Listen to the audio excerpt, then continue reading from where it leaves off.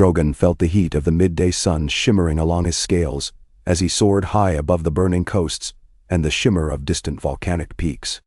To a dragon, heat was life, far more than it ever was to men. The air around him tasted of ash, of bitter salt, of ancient, smoldering ruin. Within the vast labyrinth of his mind, old instincts kindled, urging him onward.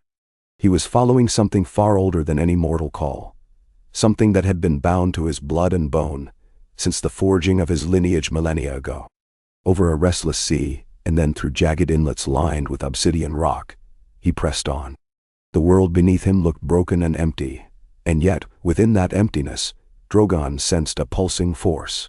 He roared, exhaled a column of flame, and watched the turbid sky swirl in the heated gust. He had carried Daenerys Targaryen's body away from the charred throne room and flown east, away from the devastation that men called justice or retribution. The mother of dragons had been so small in his claws as he bore her across the narrow sea, across plains and deserts, seeking a place where her body might find final peace. He had soared over endless waters, soared until the last of her warmth had faded from him. Her scents dissolved into the dryness of the wind, but still he carried her. He did not understand death, not as men did, but he knew that she would never again speak his name. He kept her body safe until instinct demanded that he alight upon a remote expanse of rocky ground, ringed by low, jagged hills. There, under a circle of pale moonlight, Drogon had released her to the soft grasses and refused to leave her side for days, thinking that perhaps she would stir again. At last, time forced him to accept her stillness. The bond between them severed. He roared once, with a sorrow so deep it shook the quiet land. Then he ascended to the skies with the hush of the night falling behind him. In all the lonely days since, Drogon's flights had grown more erratic, drifting from place to place, uncertain and lost, drawn only by that intangible call. Eventually, that call resolved into a direction, south and east. Always east. He soared beyond deserts, over the great grass sea, above warring cities and silent ruins. A presence beckoned him from the heart of a land that men called accursed, and that was enough. Perhaps it was in the nature of dragons, or perhaps it had something to do with the Targaryen blood that had once run through Daenerys' veins. Drogon had no words for it, no reasoning that a man would comprehend. He only knew that in his solitary grief, he was not entirely alone. Some power, some memory older than any castle or any sword, wanted him closer. Valyria. The word was not Drogon's, but it drifted in the world around him, alive in the hush of rumors across countless generations. Men and women whispered that no living soul returned from the ruin. It was said that the air was poison, and that monstrous creatures prowled the shadows. Ancient sailors' tales spoke of stone men, twisted beasts, and illusions that lured the unwary to watery graves. But the doom had come and gone centuries ago, and only ashes remained, or so everyone said. Drogon, unconstrained by mortal fear, flew into that domain of ruin, spurred by the echoes in his blood. One evening, the horizon blackened in the distance, not with nightfall, but with a swirling mass of sooty clouds and flashes of orange. Lightning crackled, reflecting upon waves that glinted like molten lead. Drogon's wings beat a steady thunder in the air as he drew closer. The scent of sulfur and rotted magic intensified. 1,000 jagged stones jutted from the boiling sea, remnants of what had once been proud Valyrian roads. Pieces of collapsed towers and spires perched on basalt pillars. The entire coastline seemed jagged and unnatural, the leftover bones of a great beast that had devoured itself. Drogon circled low, each wing beat stirring dust and ash into swirling clouds beneath him. The smell of ancient flame rose from the land. Sharp ridges of black rock led inward to a swirl of labyrinthine passages. The ocean hissed against submerged volcanic vents, and pockets of steam pulsed up from deep caverns. Above, the half-moon glowed faintly red behind a haze of cloud.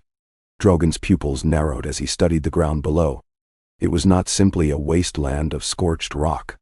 If one peered more carefully, one could see the remnants of causeways and wide squares. Perhaps, in times past, they had been paved with marble. Now they were blanketed in soot, with new layers added each time the active earth beneath erupted, or the sky rained debris. He descended to land in what might have once been a grand amphitheater. Collapsed columns ringed a spacious floor, cracked and strewn with rubble that looked older than the oldest city in Essos. Tall lumps of black stone carved with vague shapes of dragons and serpents lined the periphery. Some had fallen over. A few still stood, eerily proud, their edges worn by centuries of harsh wind and violent storms. The moment Drogon's claws touched the ground, the very air seemed to hum. High above, the swirling clouds thickened as if welcoming him home. He prowled forward, his nostrils flaring, sniffing at these ancient stones. The emptiness of the place felt less than empty, as though watchful eyes peered from some intangible realm. He let out a harsh grunt, wingtips scraping the stone floor behind him. Flames played around his teeth. He half expected some threat to leap out at him, some hidden monstrosity rumored to lurk in Valyria's ruins. But if any remained, they did not show themselves. For days, Drogon lingered there in that amphitheater, with the roiling sky overhead and the ruined city stretching in all directions. Each day brought a deeper awareness of a presence around him, like echoes of voices in chambers far below the ground. Sometimes in his rest, he would rouse from half-sleep to discover faint glimmers of pale greenish light flitting across the stones. Whispers with no source drifted through the wind. On the second night, a trembling deep in the earth woke him. He uncoiled with a snarl, half certain an enemy approached. But the trembling subsided, leaving only an unnatural stillness. Something below beckoned to him. He took flight the next morning, circling over the labyrinth, searching for the place where the call was strongest. The labyrinth was a tangled mass of toppled spires, broken causeways, and half-submerged catacombs. In the centuries since the doom, many paths had collapsed or sunk into the fiery sea. Streams of black water streaked with molten stone ran near steaming fissures. It was a realm of death, but also of old magic. Drogon's wingspan brushed the basalt pillars. His tail struck the remains of a statue that clung to the side of a broken colonnade. Its head toppled and splashed into the dark waters below. The stone face broke into shards. He knew no caution, for he was a dragon, but he felt a sense of wariness. This place thrummed with energies unknown. Ancient runes, half effaced by time, decorated archways leading into the darkness below ground. Once, men had called this the greatest city in the known world, the seat of an empire of fire and blood, a cradle of dragons. And the cradle was not entirely empty. Lured by some instinct, Drogon chose to fly down into an enormous crater at the heart of the city, a place where the ground itself had cracked wide and formed a pit of black walls like fangs. In that pit, pillars of basalt rose in strange symmetrical patterns, forming corridors that led to a central dais. From above, the dais seemed carved from a single piece of shimmering, dark stone. Veins of red crystal ran through it. The moment Drogon's claws touched down upon its rim, the dais flared with a glow like the embers of a dying fire. A deep vibration passed through the ground, rattling broken columns and echoing across miles of empty city.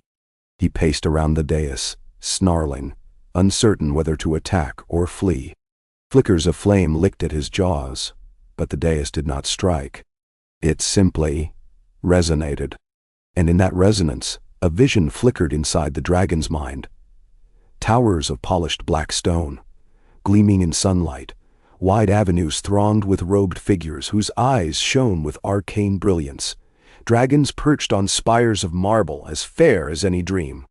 For the space of a single breath, Drogon felt the presence of others like him, heard the thunder of wings in a sky untainted by ash. Then the vision vanished. Hissing, Drogon lowered his snout to sniff at the dais. Faint warmth emanated from the stone. Something deep within it recognized him. It recognized the living flame in his belly and the molten gold in his eyes. The dais flared again, as though trying to speak in a language no longer understood by men. But Drogon understood on some primal level. Flames danced around his jaws, and the dais answered, throbbing like a heart. He watched the pillars shimmer with threads of red. A pattern, a symbol, glowed along the circumference of the dais. He could not have named it, but long, curved lines merged into runes that looked vaguely draconic. They pulsed with an eerie luminescence. The ground rumbled, a long, low moan of the earth. At the crater's edges, boulders tumbled into the abyss. Then, as if commanded by an unseen voice, Drogon roared. His roar echoed for miles.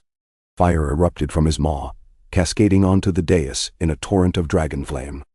The runes flared bright, orange, yellow, then white, and a shockwave of heat burst outward, rattling the pillars and rippling through the air.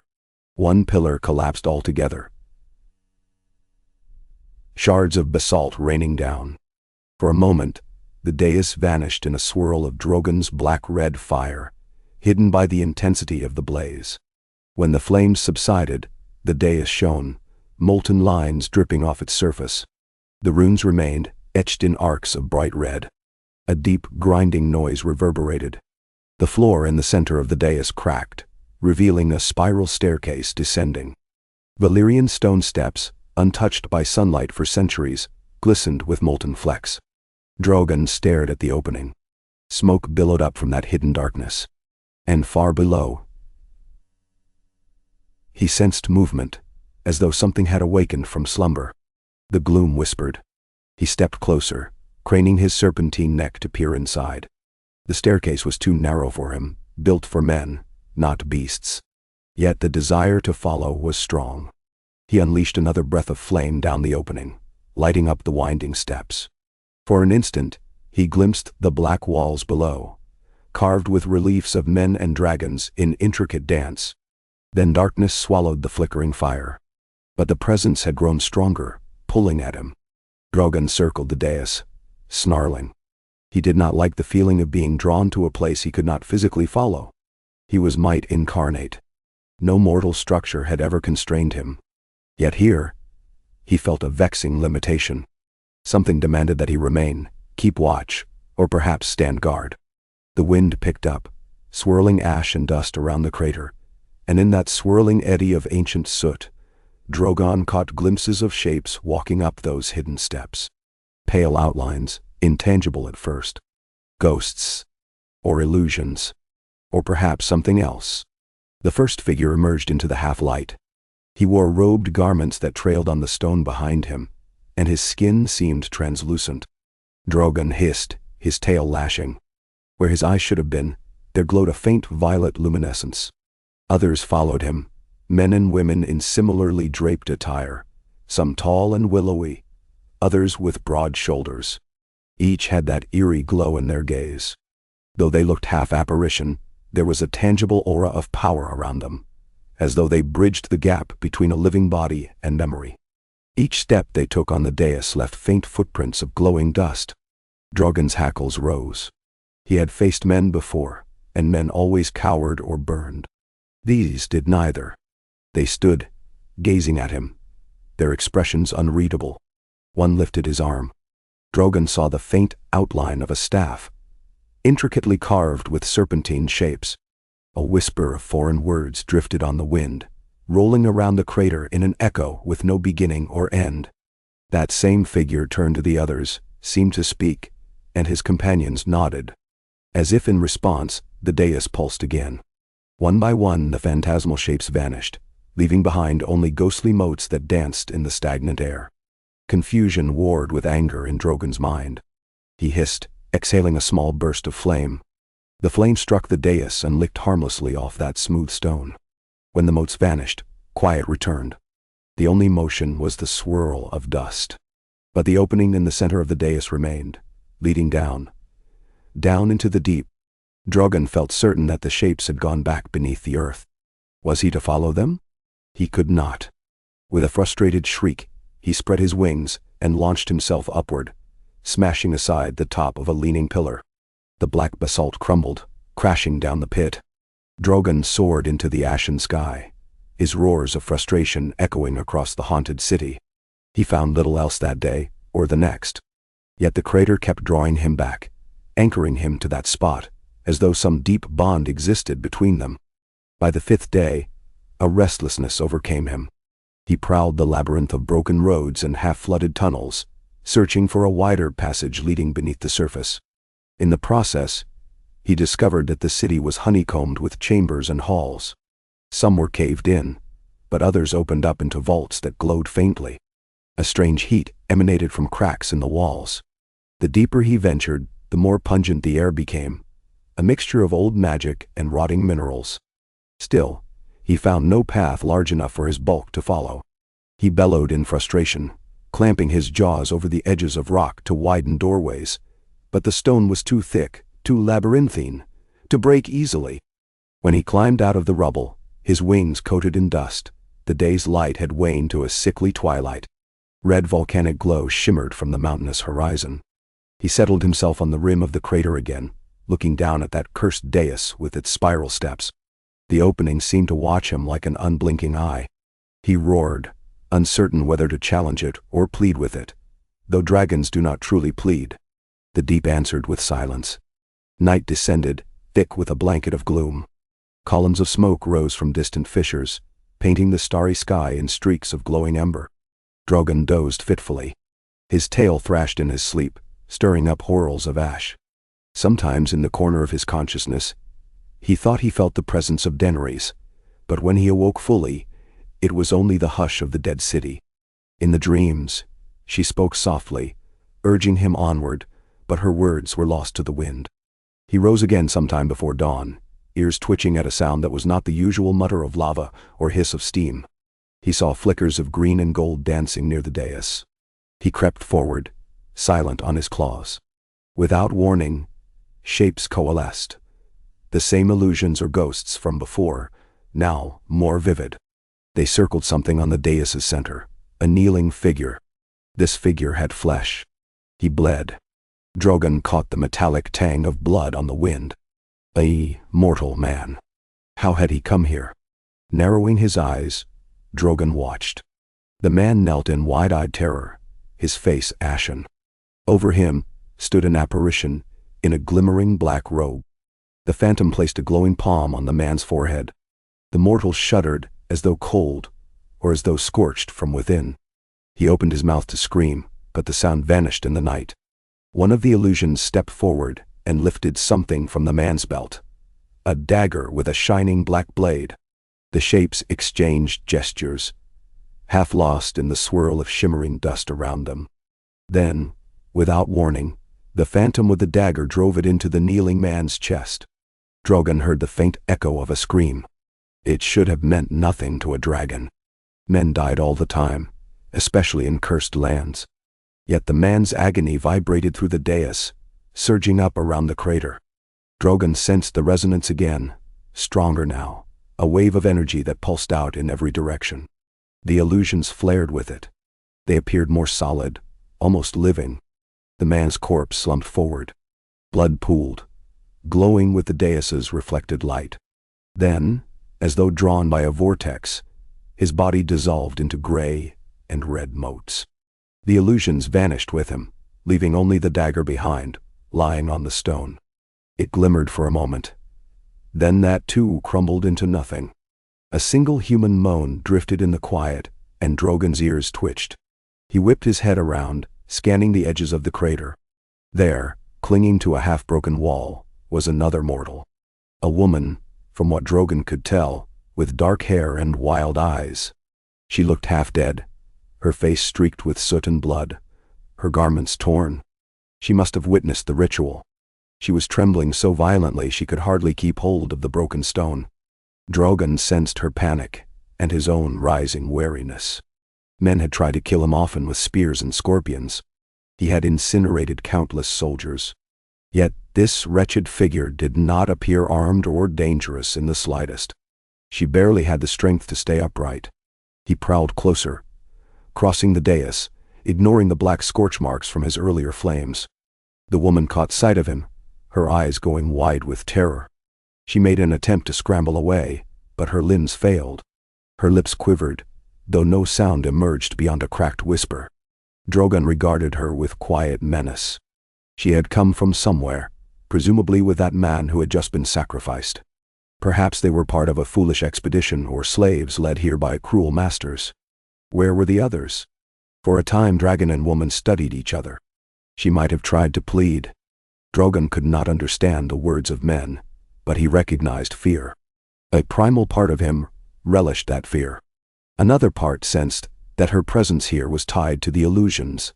She reeked of mortal pain, but also of that same magic-laced air that saturated the city. Against his better instincts, Drogon did not burn her alive. He remained, watching. At last, emboldened by his hesitation, she summoned the courage to speak in a language that sounded vaguely like High Valyrian, though her accent was twisted by fear. Her voice shook. She tried again. Drogon only stared, unblinking. Then her words broke into sobs, and she buried her face in her palms. She did not matter. Only the crater, and the dais, and the intangible call from below mattered. But she might hold knowledge that Drogon lacked. Dragons do not reason as men do. But an echo of Daenerys' presence lingered in him. A memory of how she had once commanded him with words, how she had used her voice and mind. Some small part of Drogon recognized that knowledge might be gleaned from this frightened mortal. He snorted, a gust of hot air that singed the tips of her hair. She yelped, shrinking against the stone.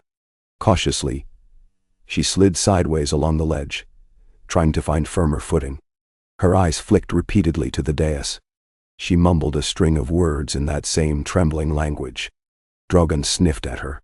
A few final sobs died in her throat, replaced by a terror-laced determination.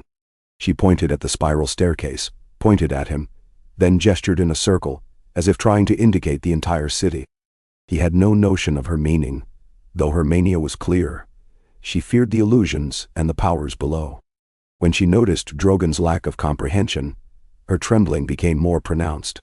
She hissed something, spat onto the dais in anger or desperation, then pointed again toward the pit.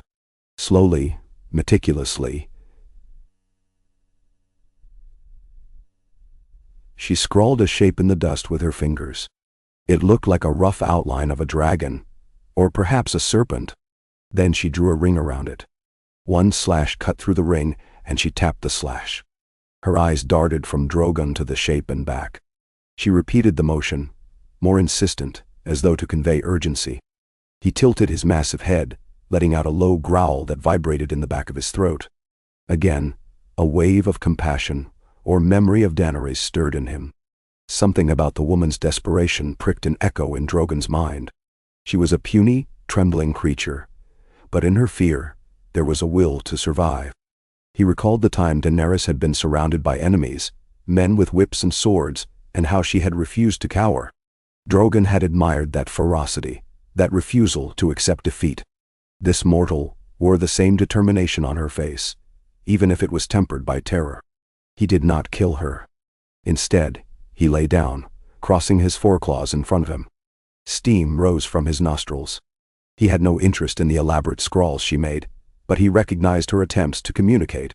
With a great grunt, he turned away, directing his gaze toward the spiral stair. The city was stirring. The illusions had grown more frequent. Some ancient power was awakening, fed by blood. Drogon's instincts roiled. He wanted to find it, to unleash his fire upon it, or perhaps to unite with it. He could not tell which. The woman inched closer, emboldened by the fact that she was still breathing. She continued speaking, softer now, as though addressing a child or a cornered beast. She spoke in that half-high Valyrian, sometimes slipping into a guttural tongue. Her gestures were frantic. She wanted to leave this place, that much was certain. She kept pointing at the labyrinth, then beyond it, perhaps indicating an exit from the city. But Drogon simply flared his nostrils, blowing hot air her way, and fixed his eyes once more on the dais. In the days that followed, the illusions appeared more often. Always at night, always around the dais or in the labyrinth of catacombs. Sometimes Drogon glimpsed pale shapes gliding through the broken city streets. He would see them from the air. Flickering lights weaving around basalt columns, or floating across the remains of wide squares. More than once, he spotted fresh blood smeared on the stones, but never a living victim. Corpses vanished quickly in this land, as if consumed by the very shadows. Each time the illusions solidified further, no longer mere flickers but distinct forms with faces and gestures. Though their mouths moved in silent speech, Drogon could not decipher it. He sensed, however, that the illusions were growing in confidence, as if each sacrifice gave them more of a foothold in the present world. The woman, meanwhile, lurked at the outskirts of the crater. She scavenged for anything edible, picking through the remains of old campsites that must have belonged to ill-fated explorers. She discovered patches of fungus in damp corridors, and occasionally she attempted to fish along the city's sunken edges where a brackish canal harbored pale, wriggling fish. Several times, Drogon watched her from above, uncertain why he bothered. She was unimportant, yet he had let her live.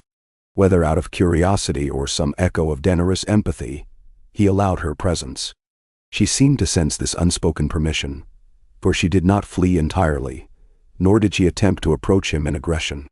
Perhaps she realized that within these deadly ruins, the dragon's vicinity was ironically her safest refuge. One afternoon, she summoned the courage to approach him more closely while he lounged on a collapsed archway near the crater. She knelt down a cautious distance away, and once again, she spoke softly in that half-familiar dialect. She gazed into his eyes, as if searching for something beyond primal fury. Drogon watched her, unimpressed, but not overtly hostile.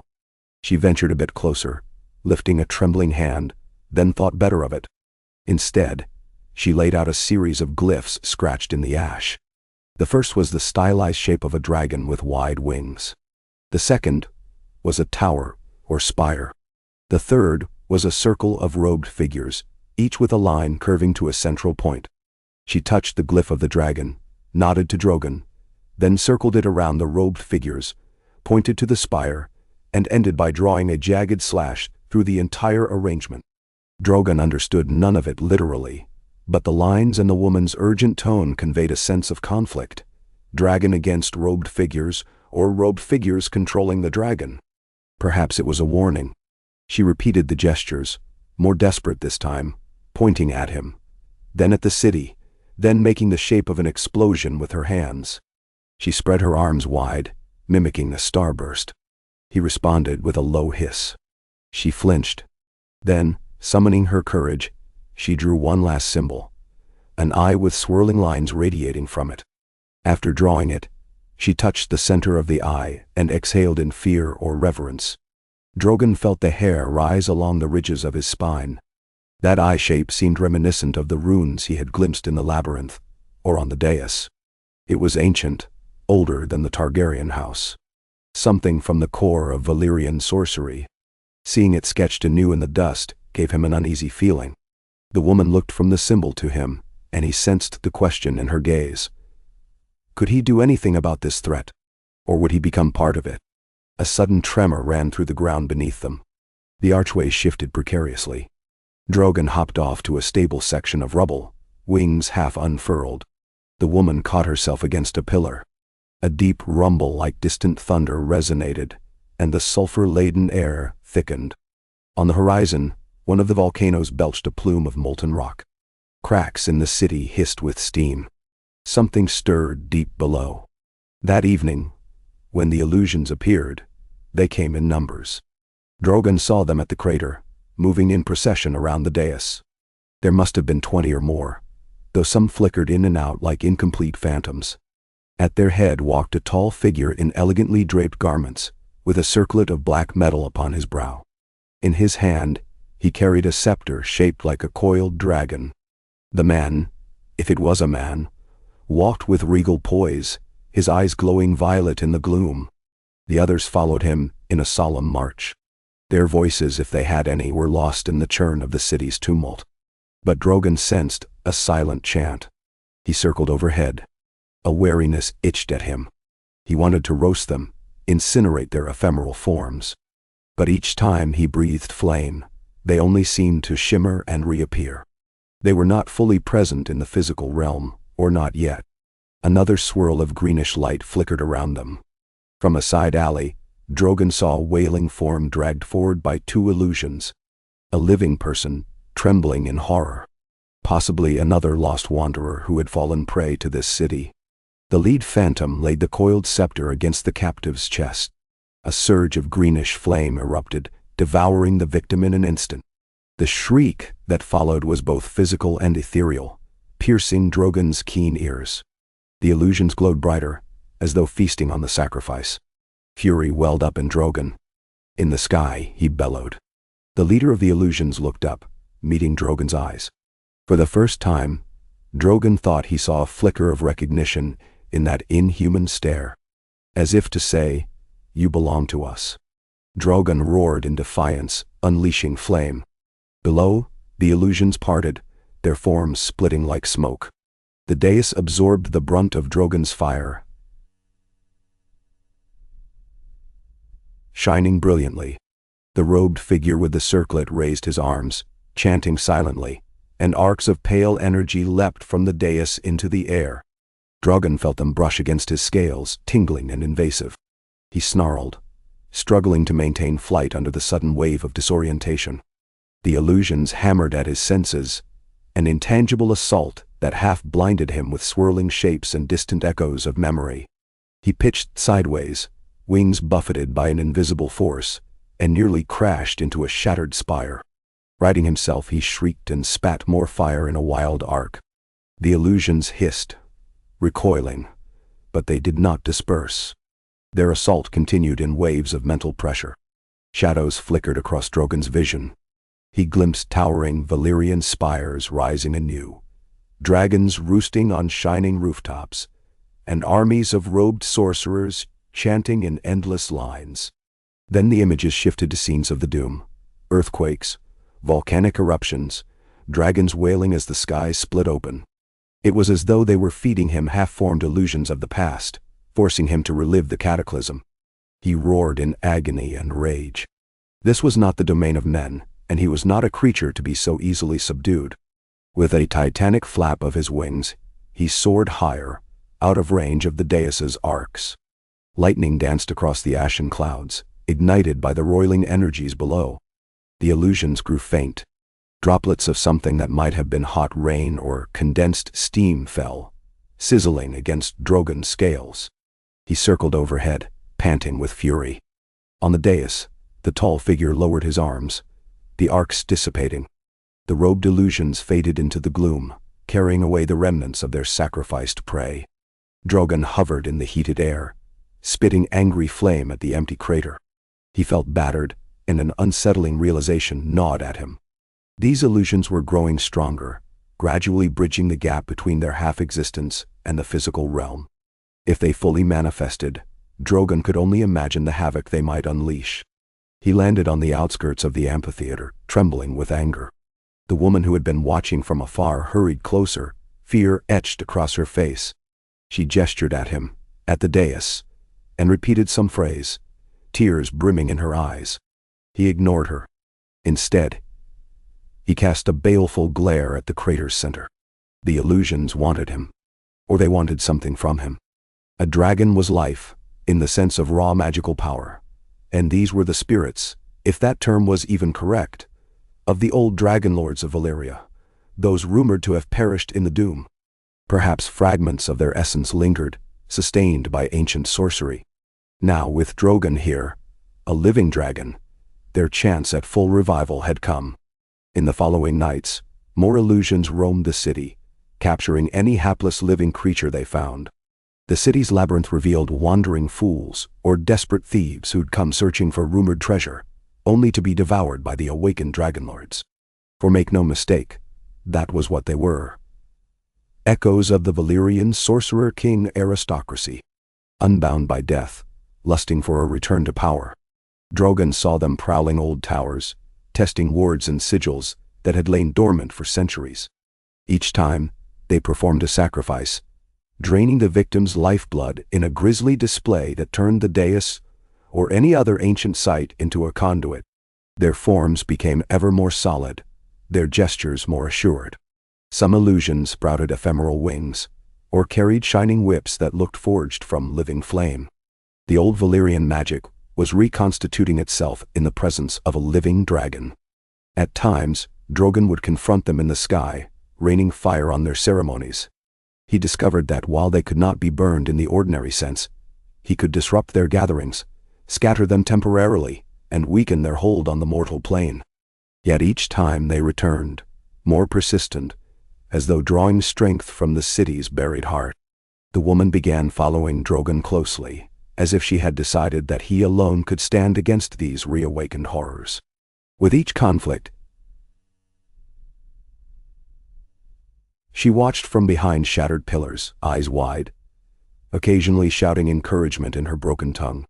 He understood none of it, but he sensed her faith, or desperation. He tolerated her, a silent ally in the battered shadows. Once, she approached him during the quiet hours, holding a piece of charred meat in offering, some small creature she had trapped and roasted over geothermal vents. In a gesture that might have been gratitude, she tossed it near his foreclaws. Drogon sniffed at it, unimpressed. He needed no handouts. Yet he allowed her to remain. Over time,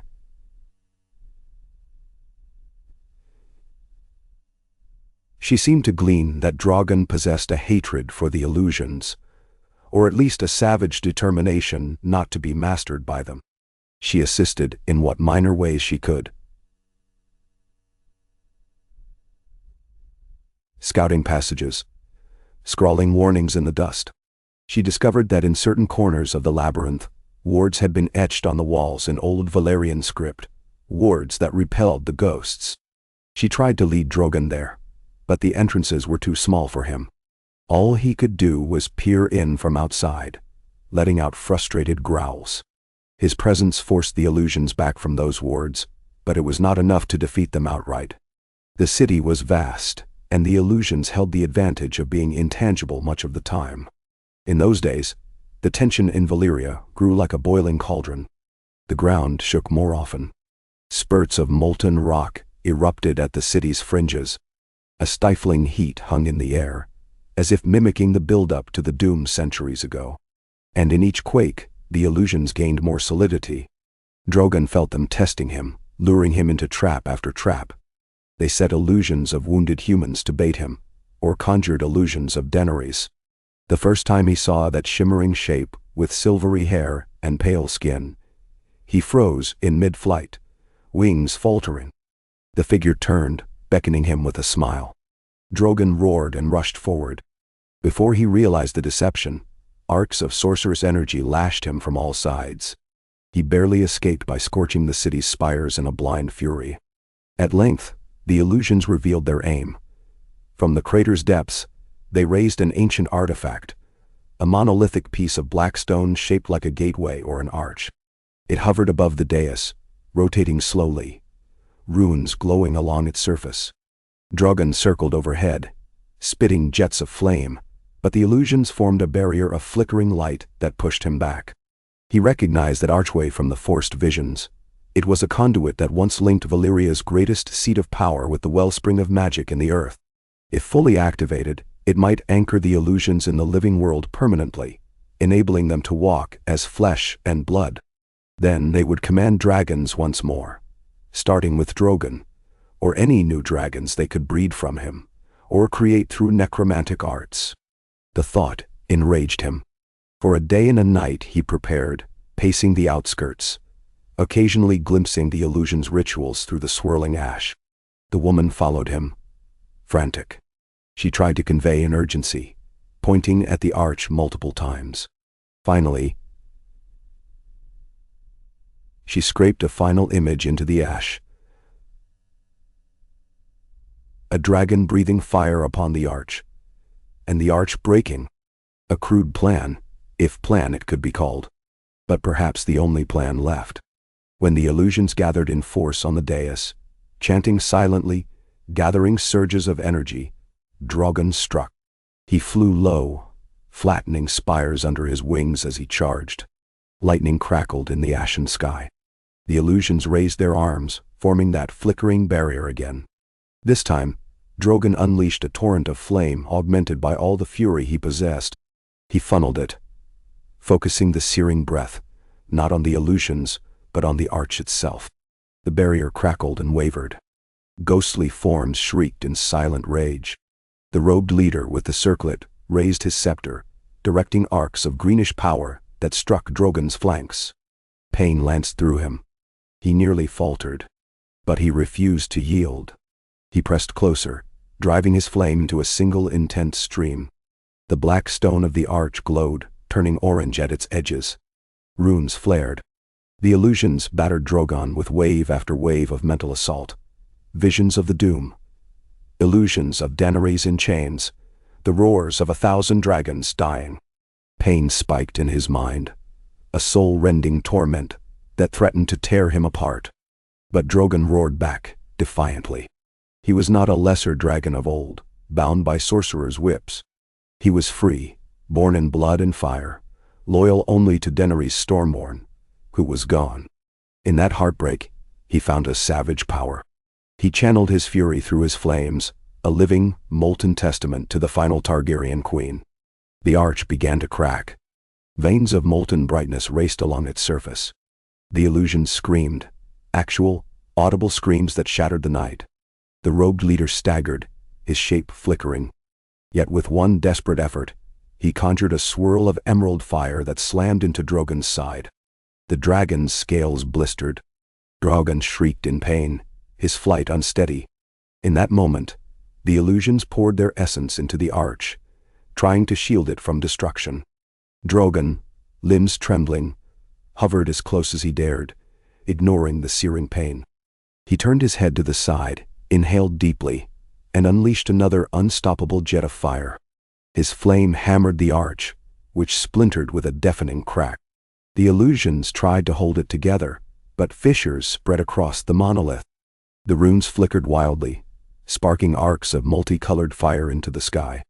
Then, with a final roar, Drogon poured every last ounce of heat into the center of the arch. It shattered. Chunks of superheated black stone flew in every direction, raining down like meteorites. Greenish fire erupted, swirling in a vortex that expanded above the dais, shooting high into the heavens. The illusions, tied to the artifact, were caught in the conflagration. The robed leader stretched out his arms in a final gesture of rage or supplication. The circlet on his brow glowed white-hot before disintegrating. He and his followers flickered, contorted, and were ripped apart by the swirling energies, their forms dissolving into shrieking wisps of light. A thunderous shockwave pulsed through the ruins, toppling towers and spires that had stood for centuries, shaking the basalt columns until they cracked. Dust and ash belched upward. Drogon was thrown backward, hammered by the aftershock. He tumbled through the air, slamming into a broken watchtower. The impact sent shards of stone clattering down, burying him partially. Pain flared in his wings and limbs. For a time, everything was darkness, and the ringing echo of that final detonation. When the dust at last settled, and the ashen dawn began to glow, Drogon stirred.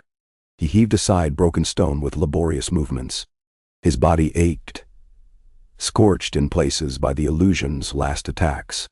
But he lived, and his mind was his own. Weakly, he crawled atop the rubble, scanning the ruins. The crater's dais was shattered. The pit collapsed into a chasm of twisted basalt and molten slag. The arch was gone, only glowing fragments that pulsed like dying embers. No illusions drifted in the city. Their presence had vanished to whatever nether realm existed beyond the mortal plane. He extended his wings tentatively, grimacing at the pain. Blood oozed from cracked scale plates. He loosed a hiss, half in agony, half in relief. It was done. The illusions had tried to resurrect the old empire, tried to claim his living fire. They had failed. Valyria remained a ruin. A faint movement in the rubble caught his eye. The woman. She stumbled forward, covered in dust, her face streaked with grime. Blood trickled from a cut on her forehead. She limped toward Drogon, eyes reflecting the glow of the molten fissures. For a time, she simply looked at him, as if unsure whether he lived. Then, once she saw him breathing, she collapsed to her knees, overcome by emotion. Drogon watched her. He had saved her and countless others from the illusions, though that was not his intention. He had fought for his own freedom. Still, this woman, and any other survivors, owed him their lives. She crawled closer, murmuring words of gratitude in her broken Valyrian. She reached out a hand, hesitated, then gently laid it on a relatively uninjured patch of his scales. He flinched, unused to such contact from anyone but Daenerys. But he did not burn her. She bowed her head, tears mixing with the dust on her cheeks. In that moment, beneath the swirling ashen sky, a cautious peace settled. The illusions were gone, the city silent once more. The only sound was the distant rumble of the still active volcanoes. Drogon let out a weary sigh. Smoke trailing from his nostrils. He remained in Valyria for a time, nursing his wounds. The woman lingered in the area, gathering supplies where she could, offering him whatever meager help she had. She dressed her own injuries and stood vigil over the crater, half fearful that the illusions might reappear. But the city was now quiet, truly dead, as though the ancient ghosts had spent their last scraps of power in a final gamble. Without the arch, whatever half-life they had clung to was severed. Yet the land itself was not done trembling. A week after the arch's destruction, one of the largest volcanoes on Valyria's horizon erupted with a ferocity reminiscent of the Doom. White-hot pyroclastic flows swept down its flanks, surging toward the old roads. Gouts of lava spewed into the sea, sending plumes of steam and ash into the sky.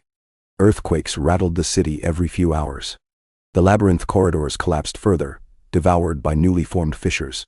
Geysers of boiling water erupted from cracks in the roads. Drogon sensed that soon, the entire region might sink into fire and water once again. Or perhaps the land would be made even more desolate than it already was. He tested his wings, found them serviceable enough for flight. He had nowhere to go, and yet anywhere beyond the doom-laden city might serve as a final refuge. The illusions that sought to bind him were destroyed. Daenerys was gone. The world beyond was uncertain. But staying here meant perishing under the unstoppable wrath of Valyria's restless earth. And so, with a mighty roar that echoed in the hollow amphitheater, Drogon took flight. He circled low, scanning for the woman. He saw her standing on a broken column, shielding her eyes from the swirling ash. Once more she stared up at him, silent. Then she bowed her head. Perhaps she hoped he would take her away. Perhaps she knew that if she dared to cling to him, she would be burned or shaken off. Drogon had no reason to remain, no reason to bring her. He was a dragon, not a savior. With a final dismissive snort, he ascended into the swirling sky. Below, Valyria shook itself in a cataclysmic dance. Rivers of lava ate through the roads, spewing plumes of choking gases. Towers and spires leaned and collapsed, one by one, sending up fountains of debris. The city's black walls groaned, cracking apart. From high above, Drogon watched the gloom of ages swirl around the dissolving metropolis. This place, once the seat of the greatest empire in history, had tried to rise again by harnessing him. But it could not, for dragons were no longer theirs to command. As he flew east, the glow of molten rock behind him illuminated the horizon like a second sunrise. And for just a moment, he felt the faintest stirring of something in his chest. A memory of Daenerys, a sense of her quiet touch against his scales, her whispered commands. He pressed onward, deeper into the sky. Free. Some days later, when the cataclysm behind him had settled, Drogon found a new domain. He perched on the rim of a distant canyon, where the air was hot and still. The land was desolate, but not tainted with old curses. He laid his weary body down to rest. As the days passed, he would occasionally dream of glowing-eyed sorcerers and impossible towers. In these dreams, the illusions beckoned him to return, to rebuild the ancient empire. He always awoke snarling, exhaling flame and defiance. No shackles would bind him. No old ghosts would lay claim to his blood. In time, The nightmares subsided. He hunted beasts along the canyons, soared above scorching deserts, let the sun bake the scars that laced his body. He carried with him the memory of a white-haired queen and the final lullaby she had once given him in another life. Though he was alone, he was unbowed. His existence, like hers, had been forged in the crucible of fire and blood. That fire still burned in his belly, defiant and proud. From the vantage of men, the world moved on. Rumors drifted across Essos that the horrors of Valyria had stirred briefly, only to vanish. That the Black City on the smoking sea roiled in fresh destruction, with new rivers of molten rock burying whatever remained. Sailors who navigated close enough to glimpse the shores told tales of a monstrous black dragon seen circling the skyline before the final quake. They swore the beast roared as if in challenge, then disappeared into the horizon. Superstitious folk whispered that the last living scion of old Valyria had banished the city's restless dead, exacting vengeance for the doom. Others dismissed it as a drunken fable, for no one willingly sailed near Valyria and returned sober. Still, in taverns from Pentos to Volantis, the story circulated of a lone woman who emerged, half dead and ragged, from the nightmares of Valyria. A woman who had once been part of a doomed expedition, who claimed that ghosts of the Dragonlords had nearly risen to enslave the world anew. She spoke deliriously of a black dragon who fought them beneath a storm of ash, who shattered their cursed relics and vanished into a sky lit by greenish flame. Some believed her, some called her mad. Over time, her tale became another rumor in the labyrinth of legends, retold by minstrels to earn a coin or two. But beyond the rumor, somewhere across the vastness of Essos, Drogon soared over sun-bleached plains and rocky crags, alone and free, unowned by man or specter. The memory of old Valyria, with all its twisted glories, lay behind him in smoldering ruin. Its last heirs, awakened briefly from death, had been cast back into oblivion. And though no voice spoke in Drogon's mind to confirm it, some echo of ancient knowledge lingered in his bones, that dragons were not mere weapons, nor trophies for men's ambitions. They were the living flame made flesh, bound only by the power of the bond they chose, the bond he had once shared with Daenerys. In that bond's absence, he would remain an untamed force, beholden to no empire, no necromancer, no sleeping dragonlord. Whether the world would learn to fear him or revere him again remained to be seen. In the hush of the open sky, the scorching sun overhead, Drogon roared, a terrible and lonely sound. Miles below, creatures that heard it cowered. The age of dragons was not entirely gone. In his flight and flame, he carried the promise and the warning that Valyria's time had ended forever, and the last dragon soared onward, unbroken by the ghosts of a ruined realm. Drogon flew beneath a sky stained red by the volcanic light that still glowed behind him, a faint reminder of the ruin he had left behind. Ash and dust clung to his black scales in a stubborn film. Now and then, he had to shake his head violently to clear the crust from around his eyes. Pain lanced his side where the illusion's final sorcery had struck him, though the wound was only skin-deep. If he tilted in a certain angle, the tender region protested, a low, throbbing ache. Yet the relief of escape was stronger than that ache. He had shattered the arch that the half-resurrected Valyrian lords sought to use, banishing them to oblivion once more. Valyria was gone, devoured by fresh storms of fire and molten rock. And Drogon was free. He soared onward for hours, forging a path east over bleak expanses that men called the Demon Road in old tales. The land below was cracked and parched. Even a dragon would find little to hunt there, though small desert creatures skittered beneath the dust. The sun rose steadily, glinting off his scales. He felt heat building across his back and welcomed it, letting the warmth soothe his battered flesh. Eventually, the red haze of Valyria's horizon dipped behind him, overshadowed by the wide, shimmering sky. He flew low to scan for water, for some sign of a place to rest. Days had passed since he had eaten anything substantial, and his strength needed renewal. The nearest known haven might be the grasslands to the north, where herds roamed in abundance. Though Daenerys had once led him through the Dothraki Sea, He did not recall the details of that place beyond the taste of horses and men. But if he went too far north, he risked encountering large settlements, columns of humanity that might try to drive him away or kill him. Not that men had ever succeeded in subduing Drogon, but he did not relish meaningless battles. Let them scurry in their cities while he found his own domain. The wind shifted, carrying a rank odor. Drogon caught it on the tip of his tongue, a bitter tang reminiscent of rotting eggs, the signature of sulfur vents or volcanic fields. But the odor was faint, and after a moment it was gone, replaced by the emptiness of parched desert air. He veered southeast, coasting above a terrain that sloped gently downward. Now and then, black outcrops of basalt jutted from the sand, testifying that once, countless millennia ago, volcanic flows had reached even here. Steam vents hissed in narrow gullies. The region felt eerily like a reflection of Valyria's outer edges, though it seemed quieter, older, stripped of the supernatural menace that had choked the homeland of dragons. By midday, the sun beat down with punishing fervor, and the horizon shimmered in waves of heat. Drogon tucked his wings close, spiraling downward toward a cluster of shallow ravines. Perhaps a spring or pool lay hidden there, or small creatures he could hunt. With a careful tilt, he alighted on a rocky ledge, scattering pebbles as his claws clutched the stone. The ache in his side stabbed him once more, forcing a throaty hiss. Smoke curled from his mouth in annoyance.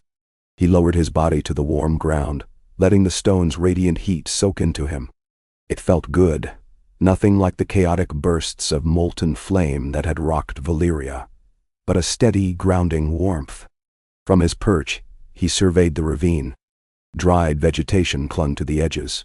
He saw a narrow slash of water at the bottom, more of a muddy trickle than a stream, but enough to attract small animals.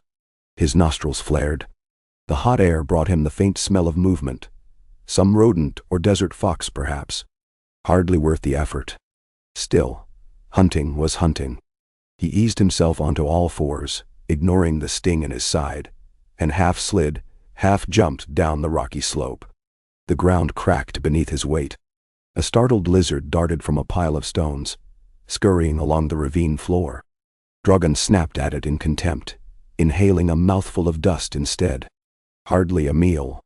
He pushed deeper into the crevice, scanning the shadows for anything larger. The dryness of his throat reminded him that he had not drunk water in many hours. A memory flickered. Daenerys leading him to a small oasis outside Meereen, coaxing him to land.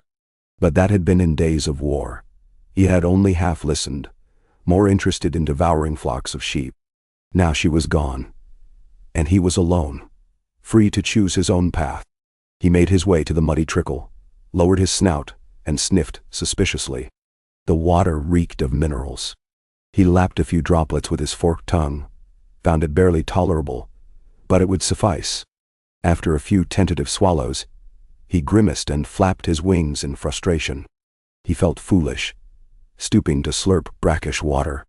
Yet survival was survival, and thirst pressed upon him. So he drank what he could stand, then waded into a murky patch where the trickle widened slightly. Mud coated his foreclaws. His reflection in the water looked haggard, dust clung to his scales, and the edges of his wings showed singeing. The illusion's assault had not left him unscathed. Some creature stirred among the tumble of rock near the ravine wall. Drogon lifted his head. A faint scratching noise suggested an animal's claws. He edged closer, careful not to dislodge too many stones. Then, with a sudden surge, he drove his snout into a crevice and snapped. The creature, a small desert fox with large ears, squealed and went still. Drogon swallowed it in a single gulp. It hardly eased his hunger, but a spark of satisfaction flared in his chest. He had survived on far worse. At least the kill reassured him that the land was not entirely barren. He lingered in the ravine's meager shade through the afternoon.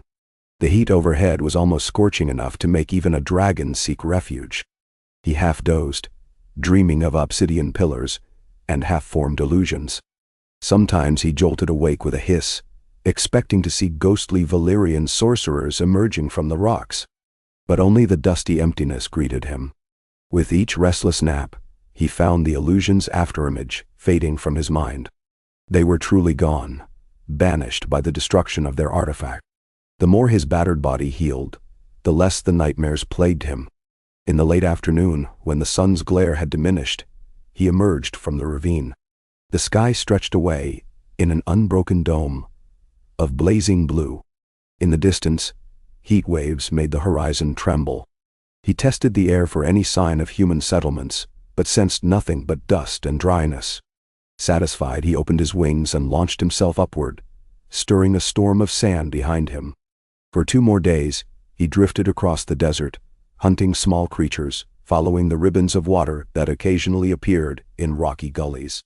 At times, he glimpsed old caravan routes, parallel lines of wagon ruts baked into the ground, though none showed any recent use. The deeper he went, the more the land seemed abandoned. A wilderness men had chosen to circumvent. It suited him well enough, though his restlessness grew. A year ago or more, he would have followed Daenerys on her conquests or soared above her armies, unleashing his fire upon enemies. Now there were no commands to follow, no battles to fight, except the unrelenting struggle to exist. He was free, but that freedom carried a weight of emptiness. On the 3rd day, a violent storm rolled in from the east, a swirling mass of black clouds and lightning. The wind hammered him, forcing him to land. He crouched behind a broad outcropping as hailstones battered the ground. Lightning split the sky in jagged arcs. He roared in defiance, but the storm raged on, heedless. Rain pelted his scales, forming rivulets of muddy water that ran down his sides.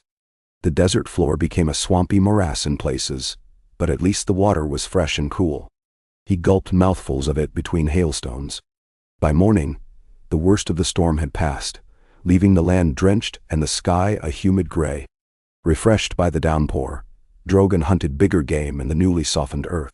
He found a handful of wild goats that had taken advantage of the sudden growth of grass near ephemeral streams.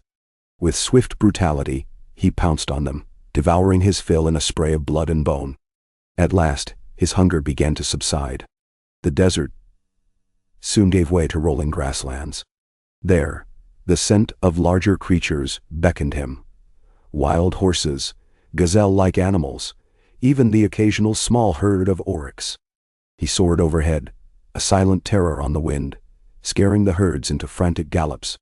Occasionally he would dive, snatching a hapless straggler in his claws. He ate quickly, always watchful for signs of men. So far, these plains seemed untouched by civilization, or any well-traveled roads. That freedom exhilarated him as the old ache from Valyria slowly healed. Yet the notion of men gnawed at him. Once, he had soared above the Dothraki Sea, scattering Khalasars who gawked at him in awe. Daenerys had gathered the Horse Lord's strength to her cause. Drogon remembered how some cowered, others worshipped, and a few tried vainly to stand against her. In the end, she was a queen to them, one who rode a dragon with unstoppable might. Part of him remembered that sense of purpose, an alliance between beast and rider. Now that she was gone, no mortal offered him anything but fear. And in truth, fear was enough to deter them. But sometimes, in the hush of night, he found himself recalling the comfort of her closeness, the warmth of her hand on his scales. He continued east, letting the land guide him, noticing how the temperatures gradually shifted. Nights became cooler, the grasses lusher. Eventually, he reached a broad, meandering river lined with dense reeds. The sun glinted off the water's surface. From high in the air, he saw crocodiles lurking in the shallows, their scaly forms dwarfed by his shadow. He descended with a bellow, scattering flocks of bright-plumed birds. The crocodiles sank beneath the surface, alarmed by the great silhouette overhead. Drogon drank from the clear river in great, deep gulps. Schools of fish darted away in panic. After slaking his thirst, he turned his gaze across the horizon and saw the faint outlines of thick forests beyond the river valley. The air smelled of damp leaves and distant rain. It was a world away from the ruinous crags of Valyria. For some weeks, he followed that river's course, hunting the creatures that lived along its banks and sleeping atop high bluffs whenever possible. Occasionally, he glimpsed distant smoke on the horizon, cooking fires of small villages, presumably. He steered clear, for he had no need to burn them or invite their wrath. Men, he had learned, were dangerous in large numbers if they had cunning or war machines. Better to let them remain uncertain of his existence, a legend glimpsed in the distance. Sometimes he flew by night, the silent darkness broken only by the glow of his embers whenever he exhaled. Life in these lands fell into a steady pattern. He woke at dawn, stretched his wings, and soared until his hunger demanded a hunt. Then, after feeding, he rested through the hottest part of the day, either on a rocky ledge or in a hollow between large boulders, if no cliff was available. Late afternoon and evening brought more flights, scouting new territories. If storms gathered, he found shelter. If the nights were calm, he sometimes soared until the moon rose high, letting the cool air drift over his scales. It was a solitary existence, unchallenged by illusions or men. He should have felt at peace, yet an undertone of disquiet occasionally teased him. Something itched in the back of his mind, like a memory trying to assert itself. Perhaps it was only the phantom of lost connection, the knowledge that once he had a bond that guided him. On the night of a full moon, he found a cluster of rocky mounds near the river's source. The ground was warm from subterranean springs. Steam vented around the edges, forming a thin veil in the moonlight. Drogon settled there, letting the heat soak into his belly. The flicker of moonbeams on the water's surface reminded him of a night far away, on a different continent, when Daenerys had paused to rest in a place called the Red Waste. She had been half-starved, leading her ragged Khalasar, and he had been smaller then, only recently hatched. Now, how many seasons had passed since that time? It felt like centuries. A scuffling sound drew him from reverie. He tensed, lifting his head. A pair of eyes glowed in the moonlight, reflecting a predator's gleam. At first, he thought it might be a big cat or a wolf. But the shape emerging from behind the rocks was a large black cat with tufted ears and a sleek body. It froze upon seeing Drogon, an intruder beyond its comprehension. For a heartbeat, they regarded each other. Then the cat hissed, turned tail, and vanished into the darkness. Drogon exhaled a small puff of flame in bored amusement. He doubted the cat would try anything foolish. If it did, he would roast it in a single breath.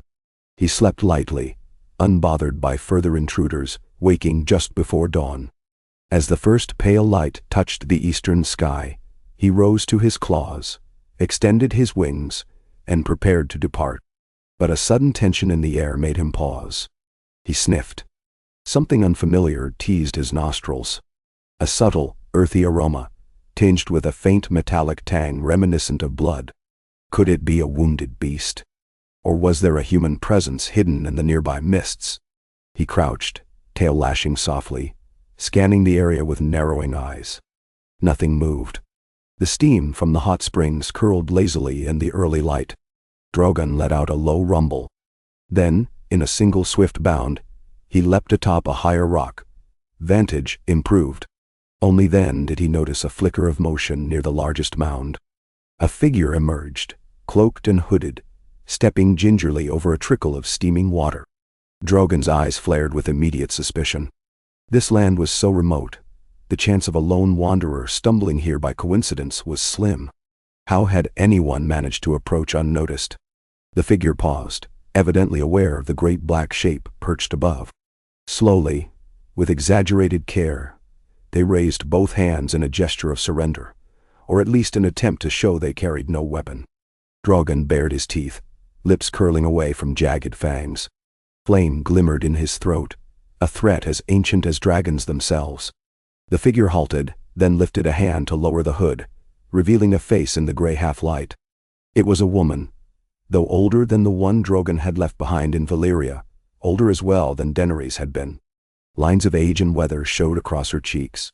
Her dark hair was braided into elaborate coils, shot through with silver.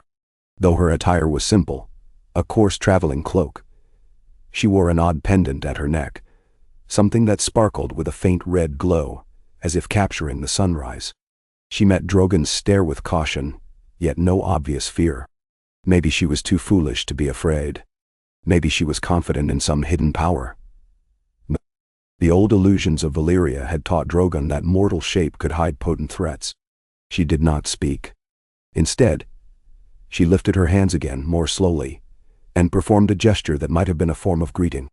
Drogon hissed, preparing to unleash a small warning flame. If she advanced further, he would not hesitate to burn her. But she simply stood there, a respectful distance away, letting the light reveal her features. In the hush, the only sounds were the drip of the hot spring and Drogon's measured breathing. Finally, she said something in a language that sounded akin to High Valyrian, yet different in cadence. Drogon recognized enough to sense that she was trying to address him as a living being rather than a beast. A memory stirred. Daenerys had often spoken High Valyrian to him, though he had never truly grasped the words. But this language, though reminiscent, was not the same. He hissed in confusion. The woman shifted tactics, speaking another tongue, this one more guttural, then another, more melodic. Her voice was steady, calm, as if reciting carefully memorized phrases. None of them resonated with him. At last, she tried the old standard of Essos, a sort of bastard Valyrian that slavers used in certain free cities. He had heard it enough times to glean fragments. Dragon? Hear me, hear me? She used words that must have been hammered out across multiple dialects. Drogon made no reply. He only watched. She exhaled slowly, picking her footing around a rise of stone. Step by step, she angled herself so that no direct approach threatened him, as though trying to remain in his peripheral vision, a non-aggressive silhouette. Dragons did not think as men did, but he recognized caution in her posture. He let out a deeper growl, unleashing a tongue of flame near her feet. The stones hissed and glowed red for an instant. She jumped back, but she did not flee. Instead, she bowed her head, trembling slightly. She pointed at herself.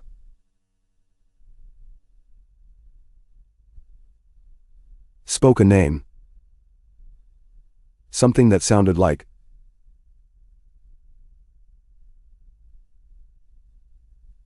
Thena, or Thenia.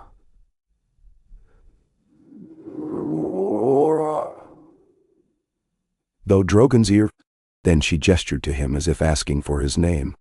She repeated the gesture. Hopeful. He only stared, unyielding. At length, she bowed again, then pointed to the ground near her feet. She placed a hand over her stomach, miming hunger, and withdrew a small leather pouch from her cloak. From it, she produced a dried strip of meat, beef jerky perhaps. Hardly a feast for a dragon, but the gesture was reminiscent of the one that frightened Valyrian survivor had made in the ruins. As if these humans believed a morsel of food would earn a dragon's favor. Drogon huffed in annoyance, a blast of warm air ruffling her cloak. She placed the jerky on a flat stone and stepped back. He eyed the offering with contempt, but the woman made no other move. She clasped her hands in front of her. The red stone in her pendant glittered in the dawn light. It reminded him vaguely of the volcanic crystals in Valyria, though this one radiated a gentler warmth. If it was an enchanted gem, he felt no immediate threat from it, not like the illusion's power. Perhaps it was some minor charm or relic. Still, caution prickled along his spine. Testing her reaction, he shifted his weight forward, scraping his claws in a menacing display. She tensed but did not run. He advanced another step, lowering his head until his massive snout hovered a few feet from the dried meat. With a mocking flick of his forked tongue, he scooped the jerky into his mouth, swallowing it in a heartbeat. It was almost tasteless, hardly a morsel. He sniffed the woman's cloak next, searching for more. She had a few pouches, but nothing like the living goats he devoured daily. Still, her gesture was an attempt at peace, or so he surmised. Satisfied that she posed no immediate danger, he turned and bounded to a higher ridge. From there, He regarded her with aloof curiosity. She remained on the lower ground, tilting her head to keep him in sight. Her posture conveyed neither aggression nor subservience. Simply watchful interest. She spoke more words in that bastard Valyrian tongue, phrases that might have been entreaties or questions. Drogon let out a dismissive rumble, then leapt into flight, scattering loose stones behind him. He soared away without giving her another glance. By midday he had put many miles between them. Hunting along the river's braided channels. The presence of a lone wanderer meant little. Perhaps she was a hermit or a pilgrim. Humans sometimes roamed the wilderness in search of omens. Drogon had no intention of being her omen. He ate his fill of a wild boar he found rooting in the marshy ground, then circled around a wide bend in the river, scanning for a place to rest. He spotted a stand of tall trees, a rarity in these parts, with broad canopies that offered a bit of shade. He landed there, crushing undergrowth as he folded his wings. The day stretched on, warm and untroubled. But in the late afternoon, while he half-dozed under the dapple of the leaves, a rustle in the brush alerted him.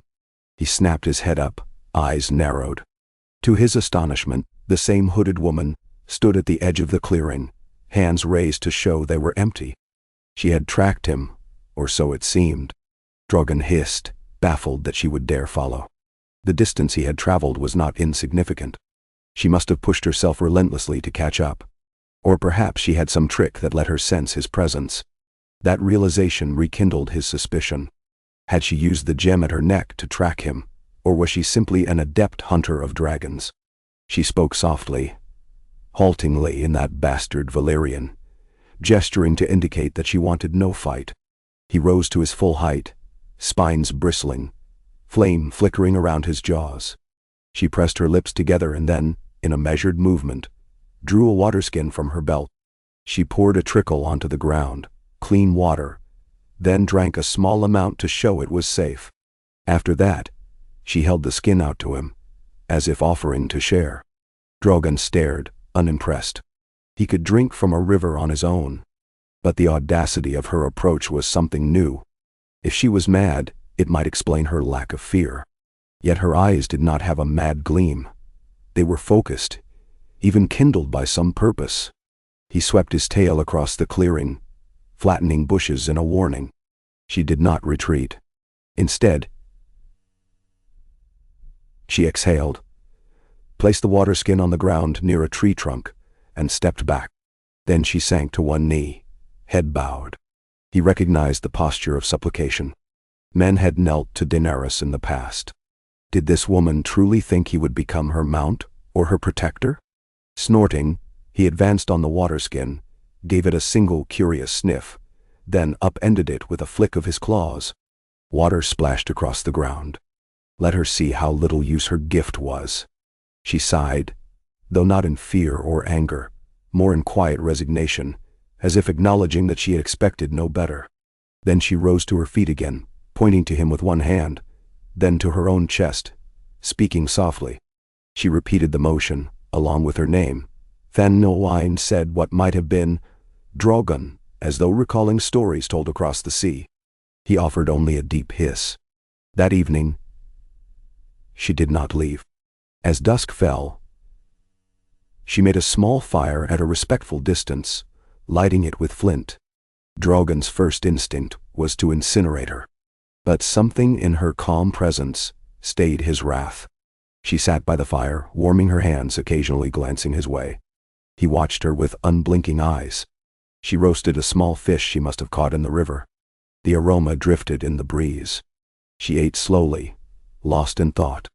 When darkness fully enveloped the clearing, she placed more branches on the flames, letting the light dance against the leaves.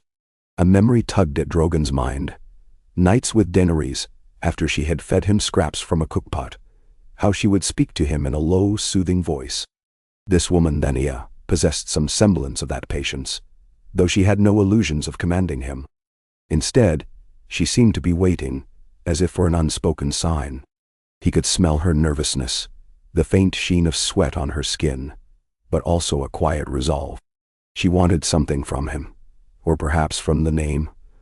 Drogon which he repeated softly like a question. He drifted into a restless doze, occasionally opening an eye to confirm she had not crept closer. She remained by her fire, nodding off intermittently. When dawn came, Drogon rose, stretched his wings, and decided to leave her behind once more. In one mighty leap, he took to the skies, the clearing falling away beneath him.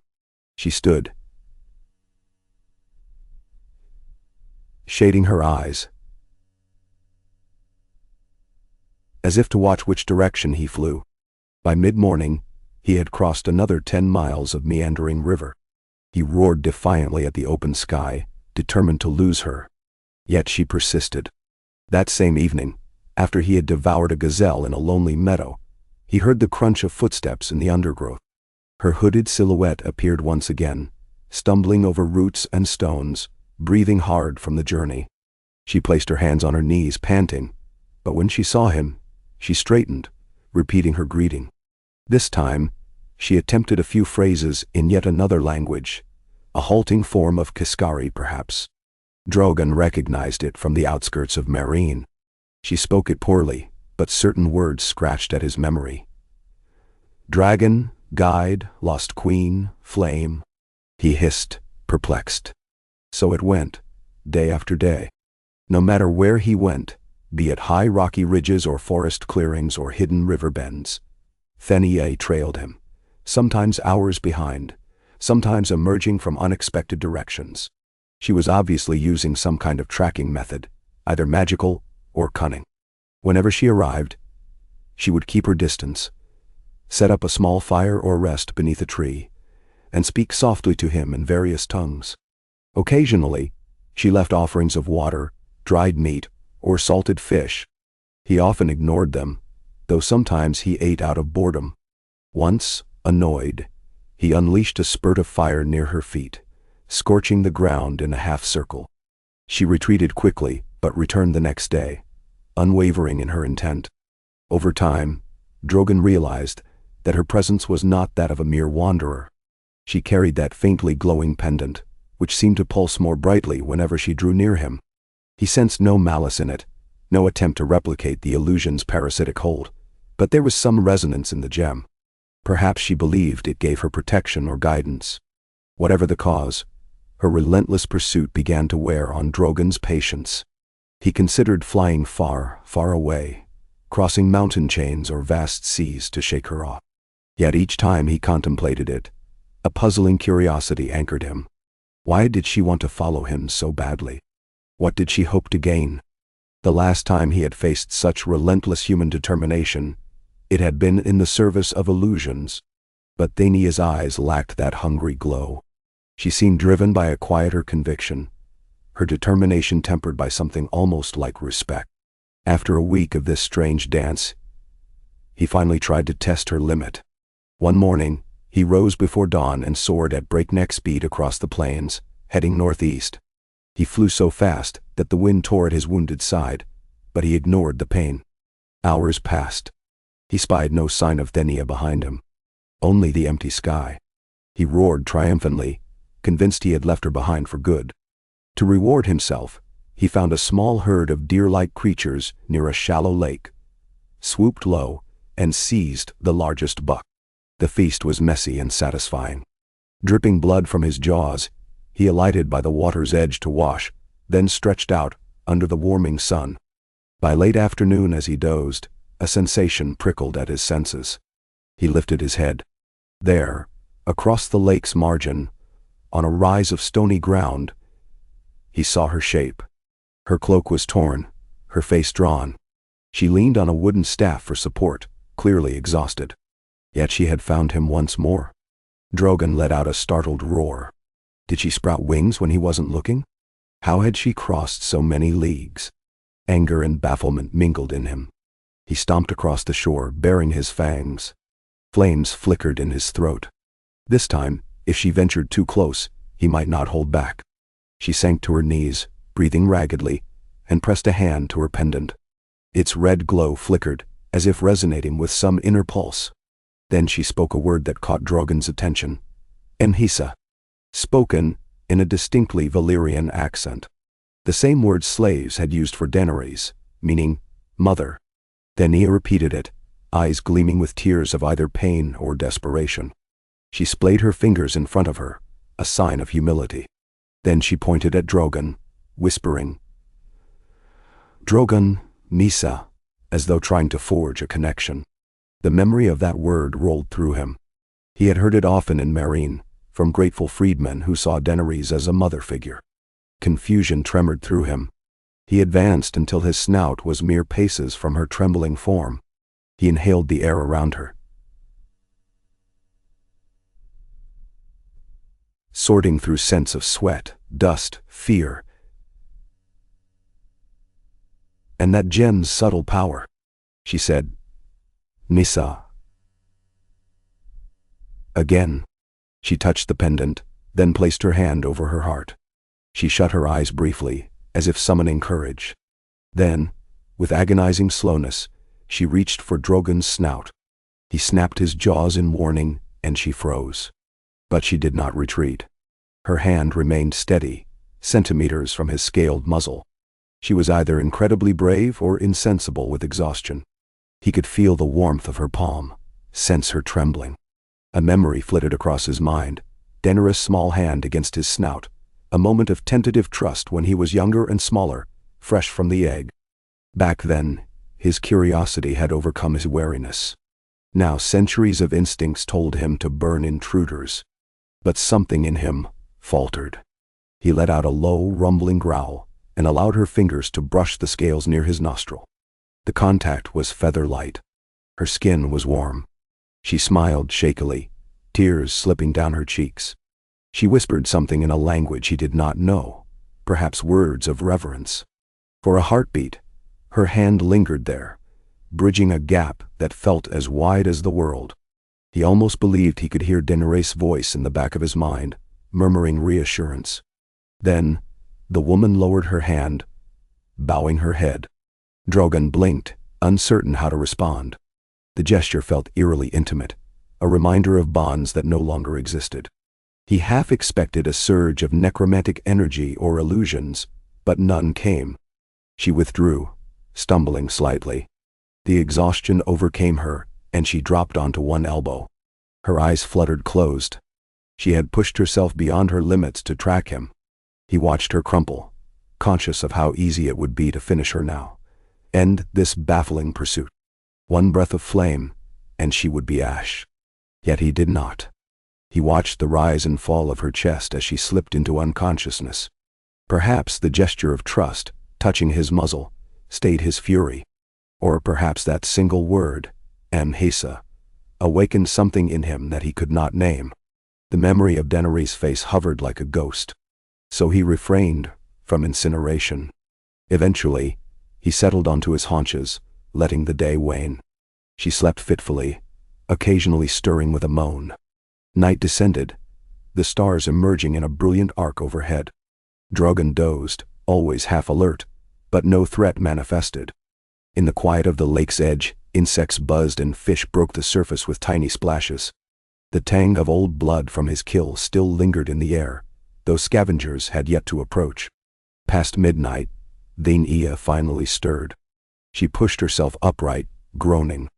When she realized Drogon remained near, her eyes widened. A flicker of fear, quickly hidden. Then she cleared her throat, managed to speak. "Drogon, Queen." Misa, haltingly. She pointed west, or perhaps southwest.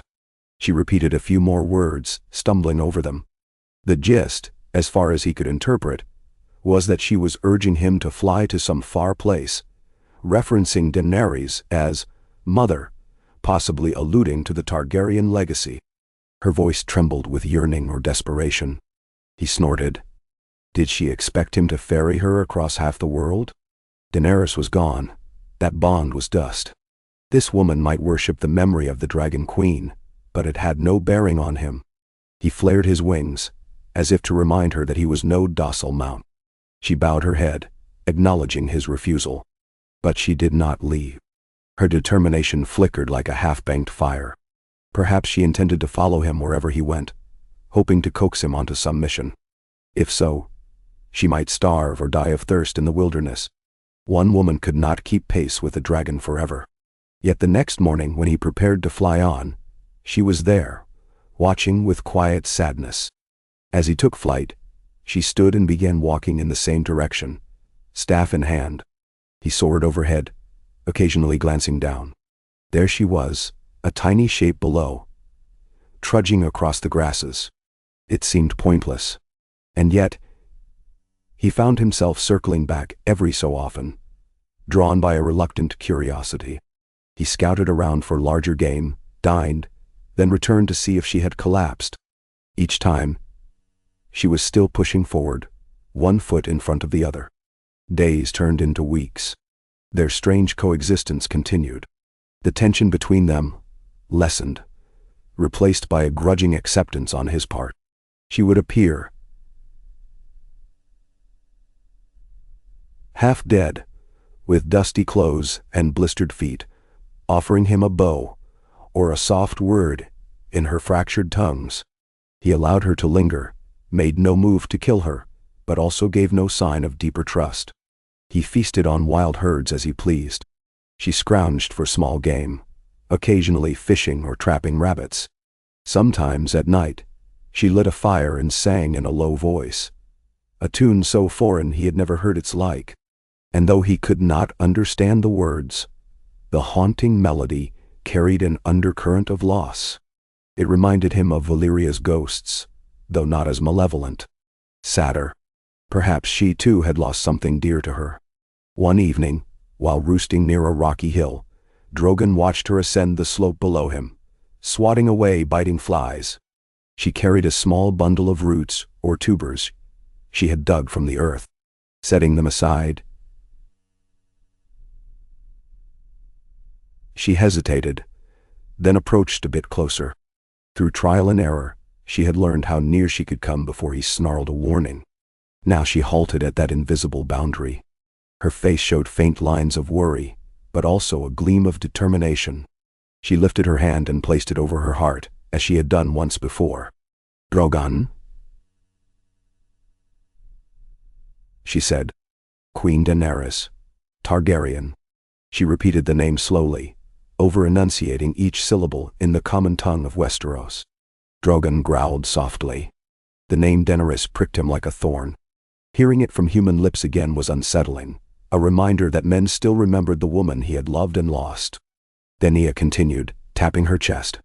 Then she drew a circle in the air, pointed west, and said, "West. Across sea, Queen City. You fly. Please." She struggled for words, resorting to gestures. "New Targaryen." She shrugged helplessly. If Drogon had possessed a man's mind, he might have understood the complexities.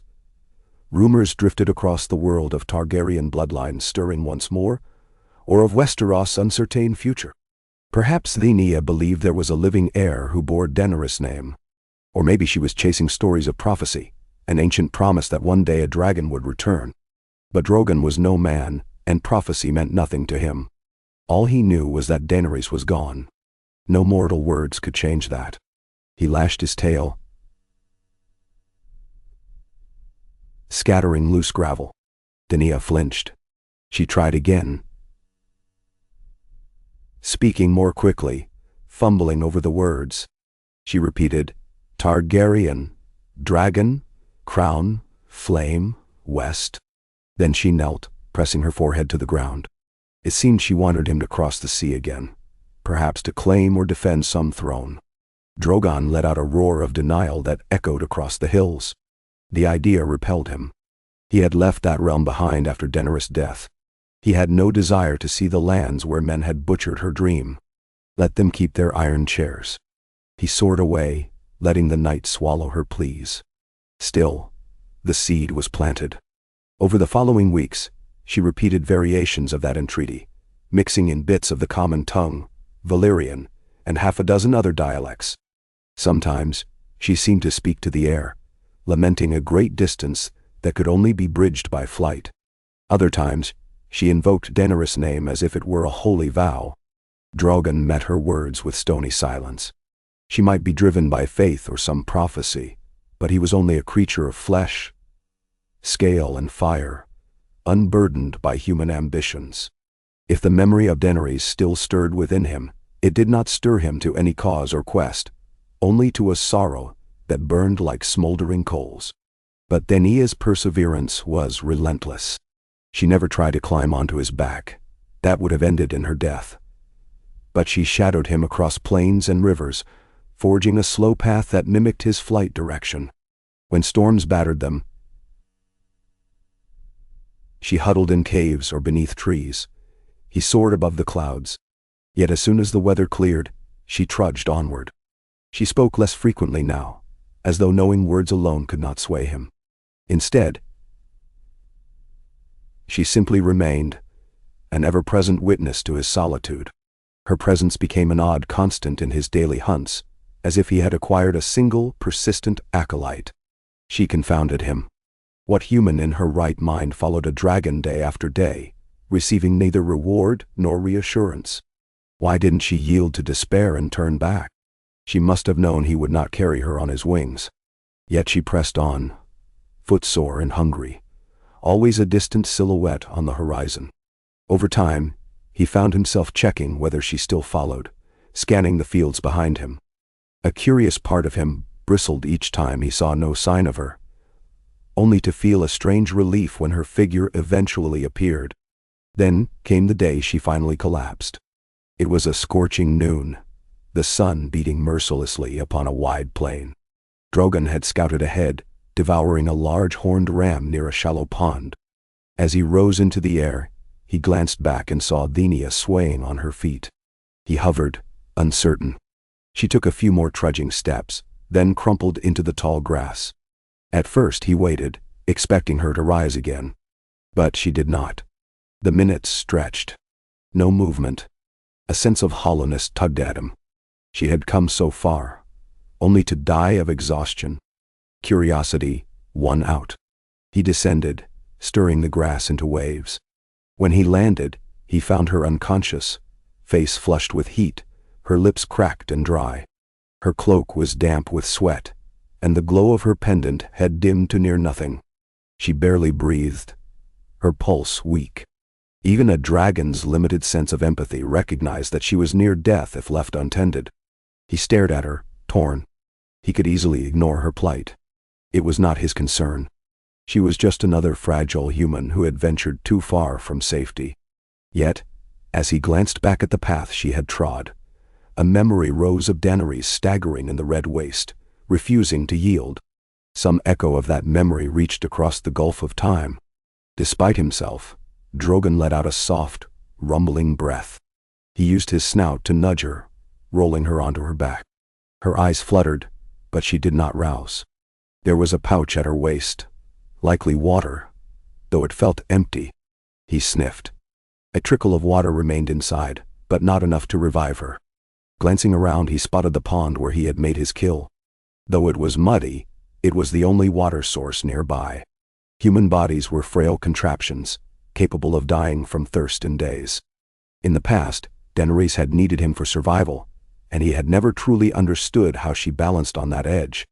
Daenerys' determination had carried her this far, but her flesh had reached its limit. Growling, he considered his choices. She was not prey, nor was she truly an ally. But the memory of her hand, gently touching his snout, lingered in his mind, an echo of trust. The same trust Daenerys had once given him. Could he let her die? With surprising delicacy, he slipped his foreclaws under her limp body. She was small and soft, and he had to be careful not to crush her. A single talon could rip through her with ease. He managed to cradle her in his scaled grip, lifting her off the ground. Her limbs dangled, her head lolling. The faint sound of her breathing rattled in her chest. He snarled in frustration. This was madness, helping a human survive. Yet something in him refused to drop her. He half walked, half flew across the plain to the muddy pond. There, he lowered her until she lay near the water's edge. Gently, he flicked water onto her face with the tip of his snout. She coughed, choking a little as the droplets hit her lips.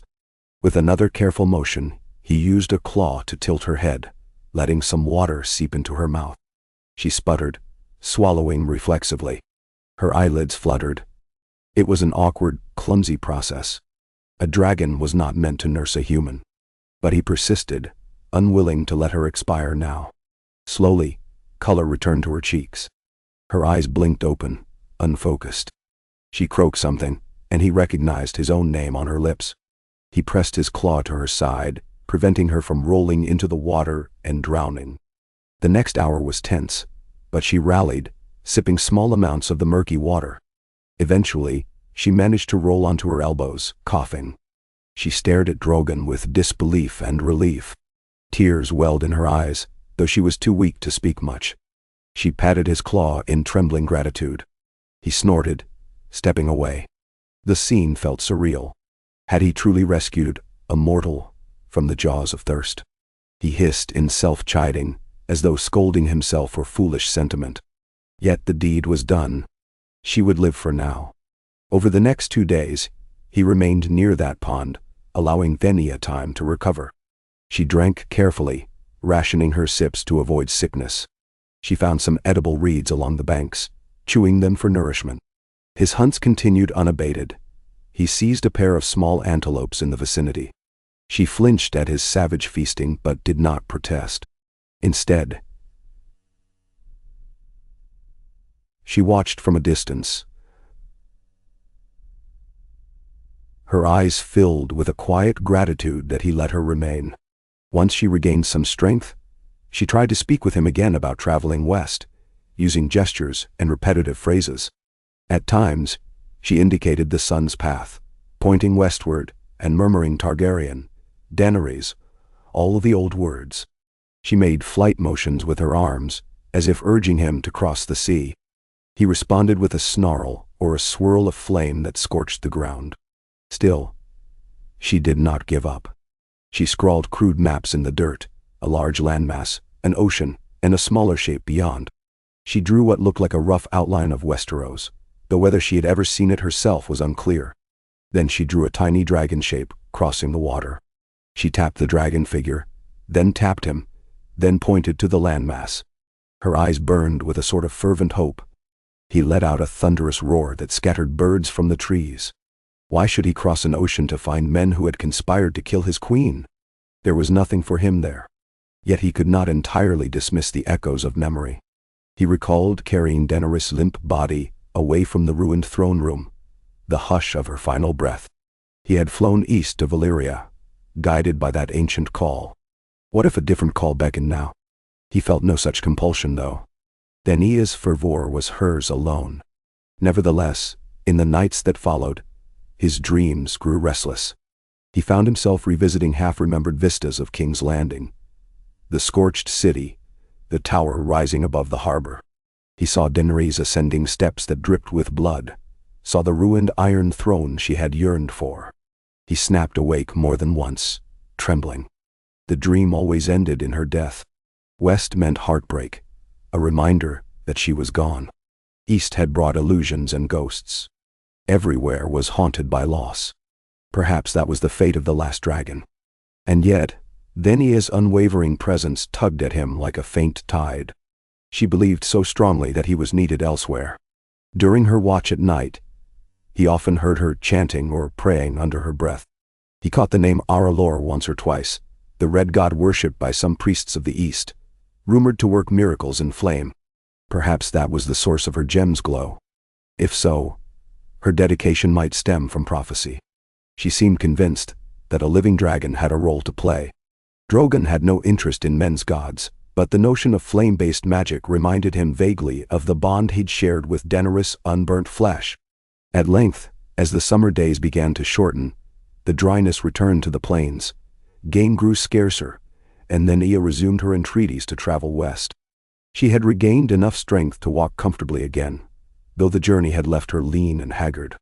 One afternoon, as Drogon lounged on a rocky tor, she approached with slow, deliberate steps. Instead of words, she took the pendant from around her neck and held it out. Its red glow pulsed faintly in her palm.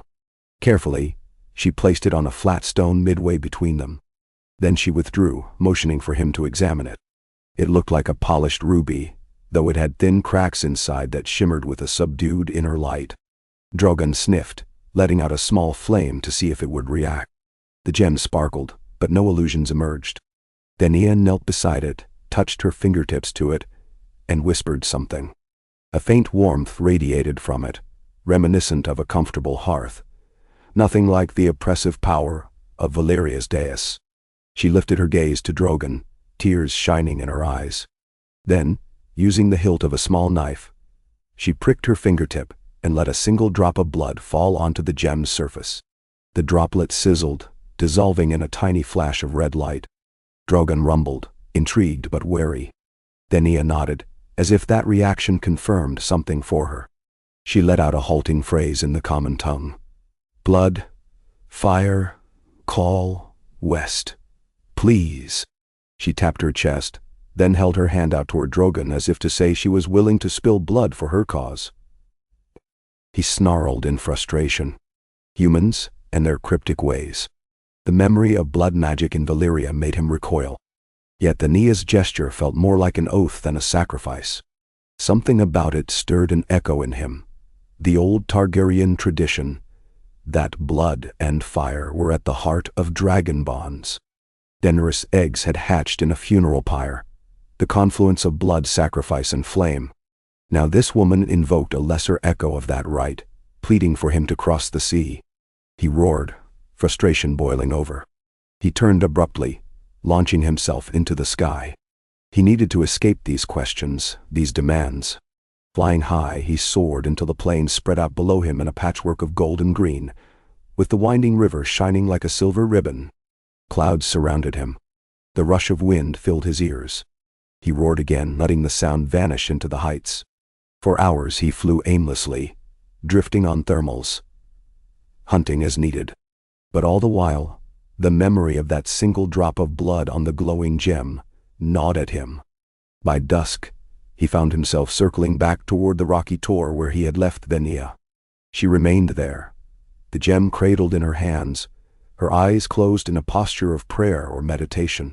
When she sensed his presence, she looked up, relief flooding her expression.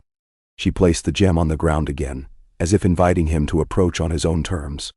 Slowly, cautiously, he landed, stirring a swirl of dust. Her cloak whipped in the gust of his wings. His heart pounded with an odd mix of anger and curiosity. He advanced, lowering his head to sniff at the gem once more. This time, he detected the faintest thread of something deeper, a resonance that prickled at the corners of his mind. Not an invasion, not a chain, but a quiet hum, as though the stone attuned itself to the presence of living fire. Then Nia spoke softly, pressing her palms together. "In the west, your queen's memory," she said in broken Valyrian. "A child, or no child. Targaryen. People seek a sign. Dragon." She shook her head, exasperated at her own inability to articulate. "You must see, must know." She spread her arms, as if describing an entire world. Then she touched her heart again, mimed flight, and ended by pressing her forehead to the ground. He understood almost nothing. Yet her sincerity was undeniable, and the mention of Daenerys, your queen's memory, pierced him. A swirl of emotions rose in his chest, fueling a low growl. After a long, tense moment, he nudged the gem with his snout. It rolled, glinting in the twilight.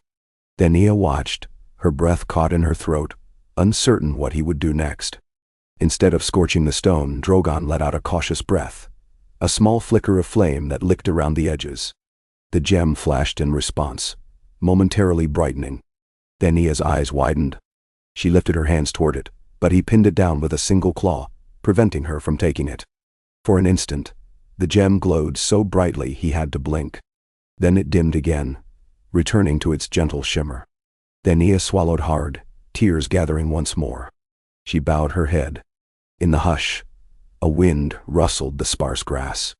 Drogon withdrew his claw, letting her scoop the gem into her cupped palms. She held it reverently, as if it had become proof of some deeper connection. Then she looked at him, face full of entreaty. "West," she repeated. "I will follow, or die. Please." He was not so much persuaded by her words as he was haunted by the notion that Daenerys' memory might yet linger in that distant land. Maybe it was a trick. Maybe men sought to chain him once more. But the alternative, remaining in this wilderness without purpose, with only illusions of the past to keep him company, rankled him as well.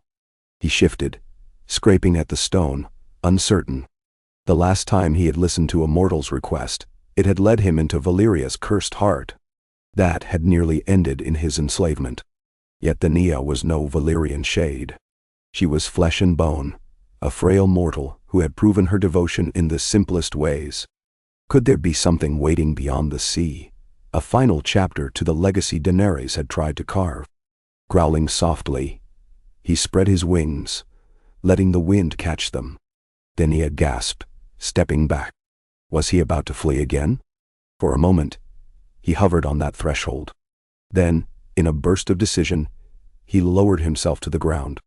He flexed his hind legs and dropped to a posture that might, if someone squinted, resemble a crouch for mounting. Daenerys stared, stunned. She shook her head in disbelief, pointing to herself. Drogon lashed his tail impatiently, flattening the grass. He let out a sharp bark that echoed among the stones. She understood. Her hands trembled as she secured the gem around her neck and approached his flank, searching for a stable grip on his spines. Never had he allowed a human to mount him since Daenerys' death. Even with her, it had taken time and mutual trust. With Daenerys, there was no bond, only necessity. She braced her foot on a rocky outcrop, seized hold of a ridge in his scales, and hauled herself up, grunting with effort. He felt her precarious weight shifting on his back. She was dangerously close to a drop that could kill her. Instinct warned him to throw her off, but a stronger impulse stilled him. She had asked. He had invited. So be it. Finally, she settled behind the curve of his neck, arms hugging a ridge of scale. He felt her heartbeat thudding through her chest, pressed against him. A tremor of memory washed over him, recalling Daenerys' familiar weight. This was different, clumsier, uncertain. He tensed, rising to his full height. Daenerys almost slid off, letting out a startled yelp. She clung for dear life. Her staff clattered to the ground below, abandoned. He turned his head slightly, regarding her with one gleaming eye. She whispered something that sounded like a prayer or a promise. In a single explosive motion, he launched himself skyward. Daenerys stifled a scream as the ground dropped away. Drogon's wings hammered the air. Gusts whipped across her face, nearly unseating her. She clutched at his scales, eyes squeezed shut. Higher they climbed, the tor shrinking into a speck below. Then, with a shift of his wingtips, Drogon leveled out, gliding on a warm current. Daenerys risked opening her eyes. A gasp tore from her throat at the beauty and terror of the world below. He tested her grip with a few deliberate swerves, a subtle challenge. She yelped, but maintained her hold. Satisfied, he angled westward, letting the setting sun light the path. If she had demanded that he carry her to the ends of the earth, so be it. Perhaps there were still mysteries to unravel. If the journey ended in disappointment, he could always cast her off. For now, a strange sense of resolve propelled him. He roared, the sound echoing across the sky, and felt her weight shift as she pressed closer, shaking from adrenaline. The weeks that followed were a new experience in coexistence. Daenerys rode on his back intermittently, especially when the terrain grew impassable for a lone traveler. She quickly learned how to hold on with minimal intrusion, though every landing was a precarious dance. Whenever they encountered a water source or place to rest, Drogon let her dismount. While he hunted, their pace accelerated dramatically with his flight. The plains and rivers gave way to rolling hills, and eventually, a distant chain of mountains that stretched north-south. She consulted the gem at night, chanting in that quiet voice. Though Drogon could not decipher the words, he sensed her gratitude, her hope. It was not an easy bond.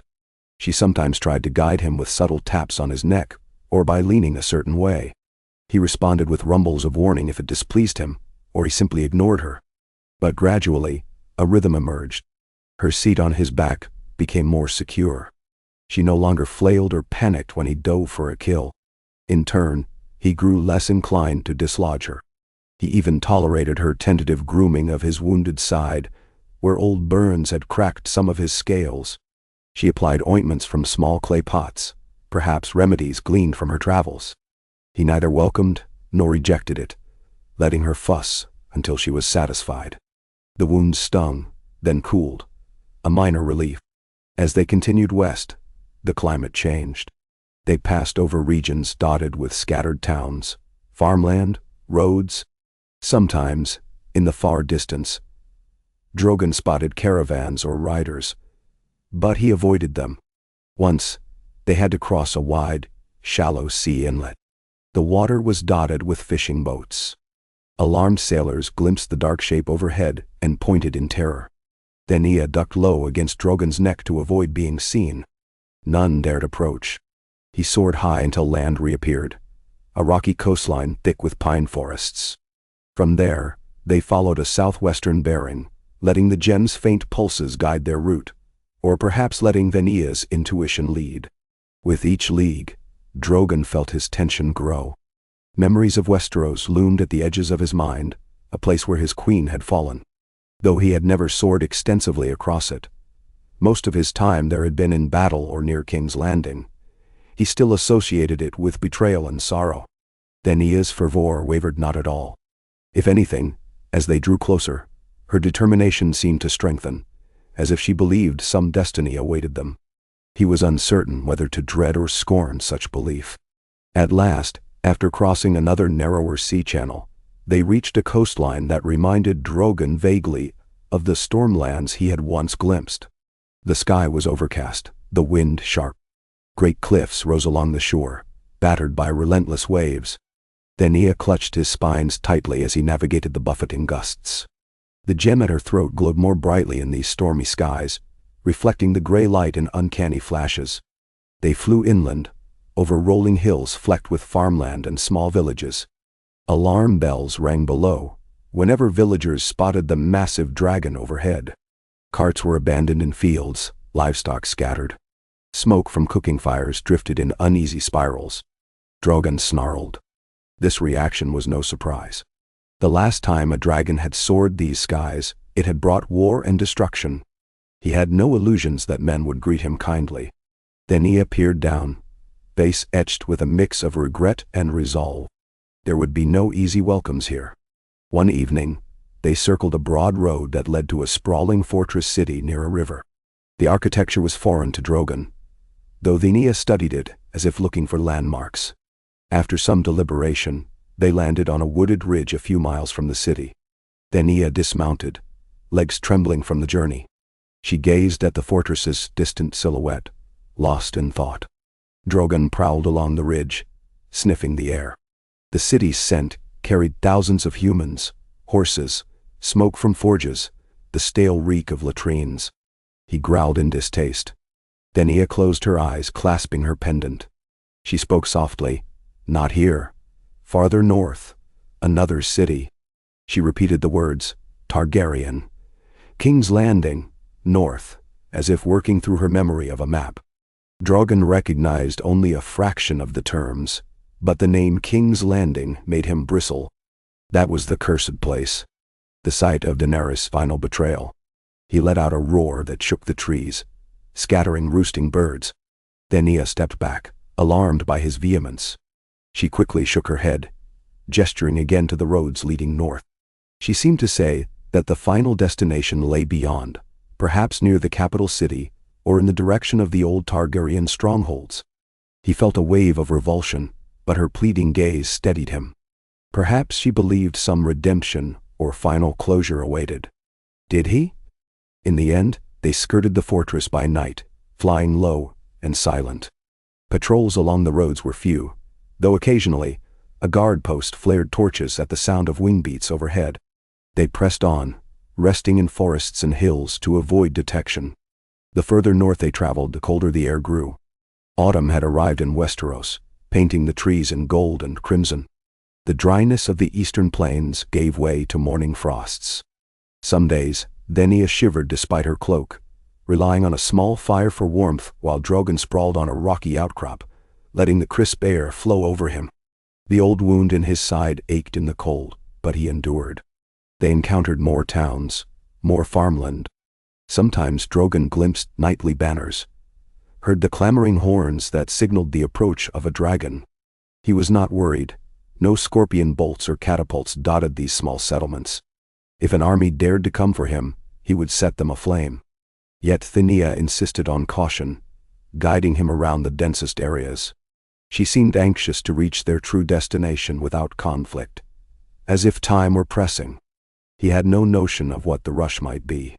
But he complied, half out of curiosity, half out of a strange reluctance to be drawn into another war. At last, after weeks of this stealthy advance, they saw the distant sprawl of a large city on the horizon, perched beside a wide river. Its towers and walls gleamed in the chilly sunlight. Denia's face lit with recognition.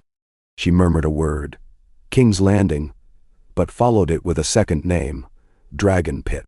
Drogon hissed. The Dragon Pit was a memory etched in blood. A place once used to house Targaryen dragons, though it had fallen into disuse and ruin. He had never seen it up close, but Daenerys had mentioned it as part of her heritage. A pit that had once been grand, now a shell haunted by ghosts. Then, of course, he recalled how that city had turned on her. Anger flared,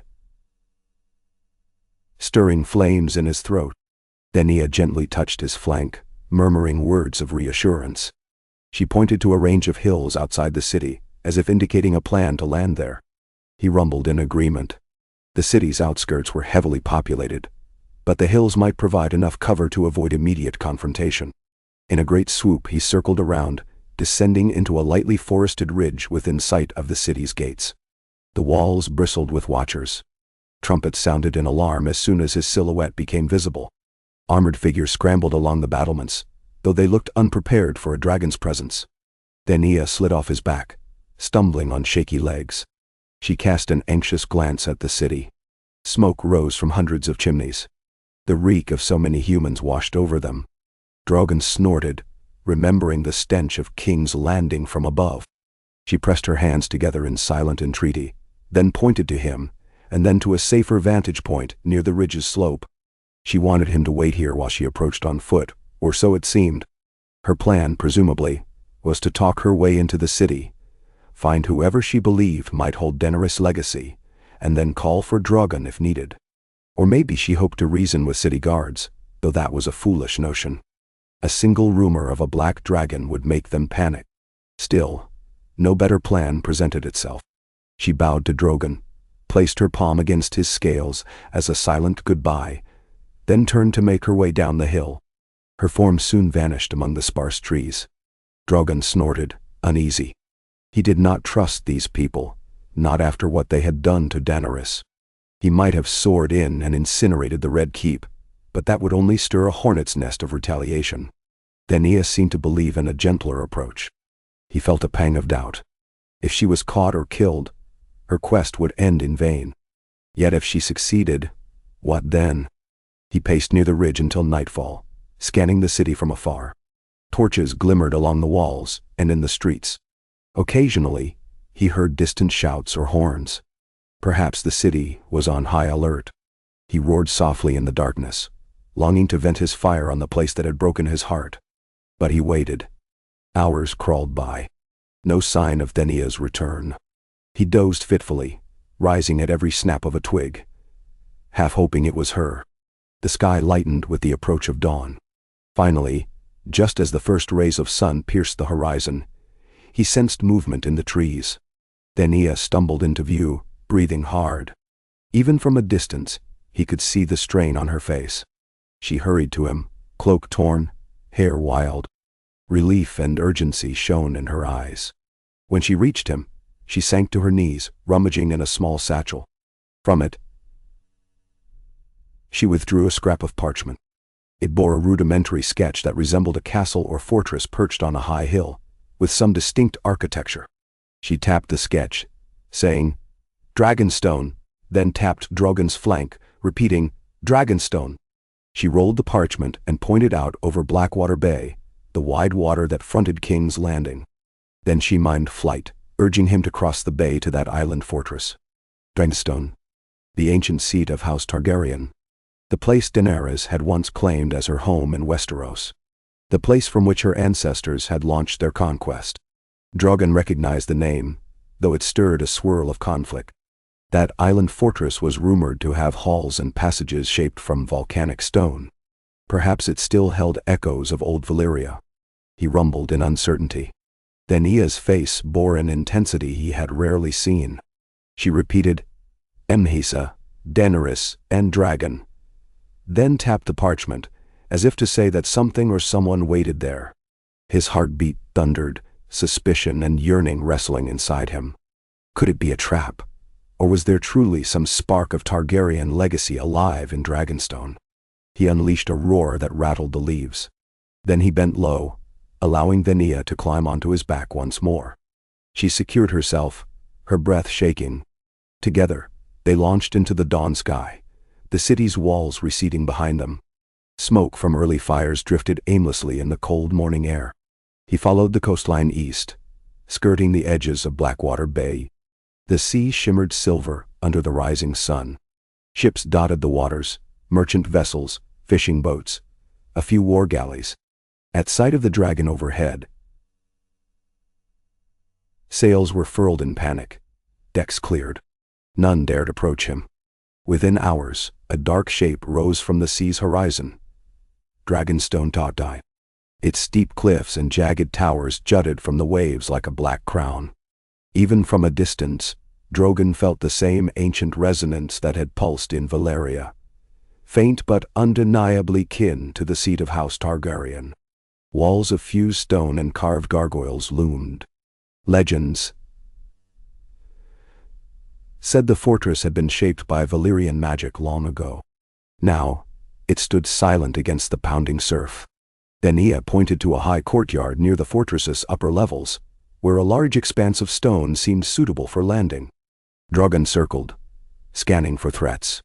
No ballista or scorpion was visible, though a few figures in the courtyard scurried at the sight of him.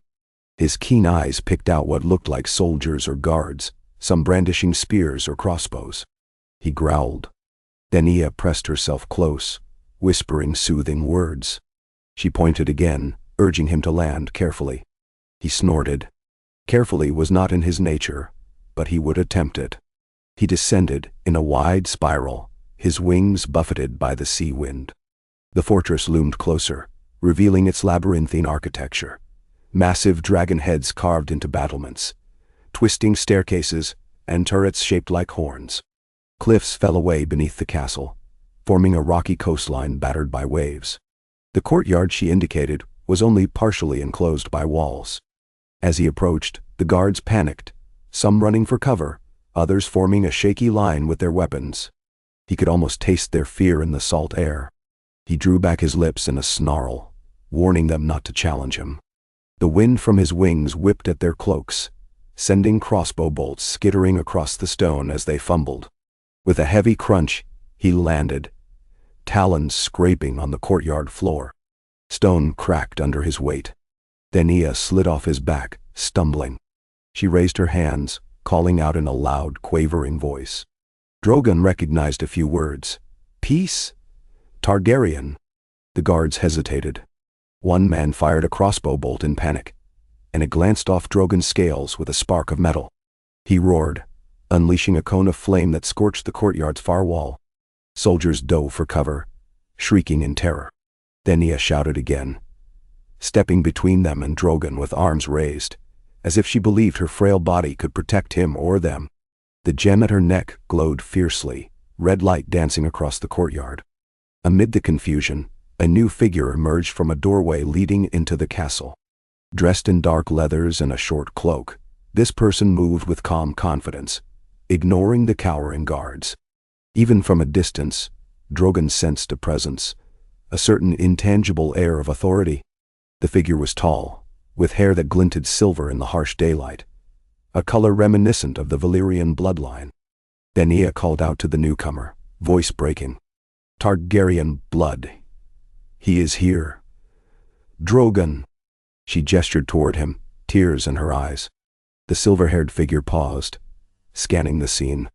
Then, with measured steps, they approached, raising both hands to show they held no weapon. Soldiers called warnings, but this potential Targaryen seemed unafraid. Drogon narrowed his eyes, uncertain. Another descendant, or a pretender. Could any still carry that blood? The newcomer halted a dozen paces away, meeting Drogon's gaze with a mixture of awe and sorrow. At this distance, Drogon noticed the faint lines around their violet-hued eyes.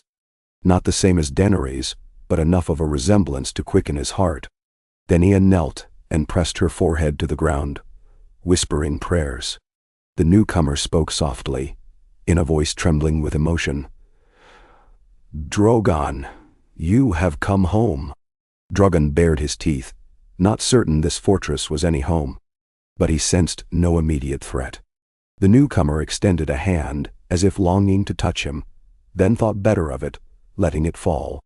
Guards gawked from behind partial cover, crossbows loaded but unused. Then he arose, murmuring explanations in that halting common tongue. The newcomer listened, lips parted, eyes flashing with emotion. Now and then, they glanced at Drogon with reverence. At last, the silver-haired figure turned fully to Drogon, and whispered, Mother's spirit, I feel her here. The accent was reminiscent of old Valyria. Perhaps they had learned it from Targaryen tutors. Or perhaps this was all a well-rehearsed display. Yet in that moment, Drogon caught an unmistakable scent from the newcomer. The faint aroma of dragon's blood, that intangible signature he had once recognized in Daenerys. It was diluted but genuine, a living testament that some fraction of Targaryen lineage had survived. Shock mingled with fury, heartbreak, and a glimmer of something like hope. He roared, shaking the courtyard. The silver-haired Targaryen dropped to one knee, tears in their eyes, as if bowing to a living relic.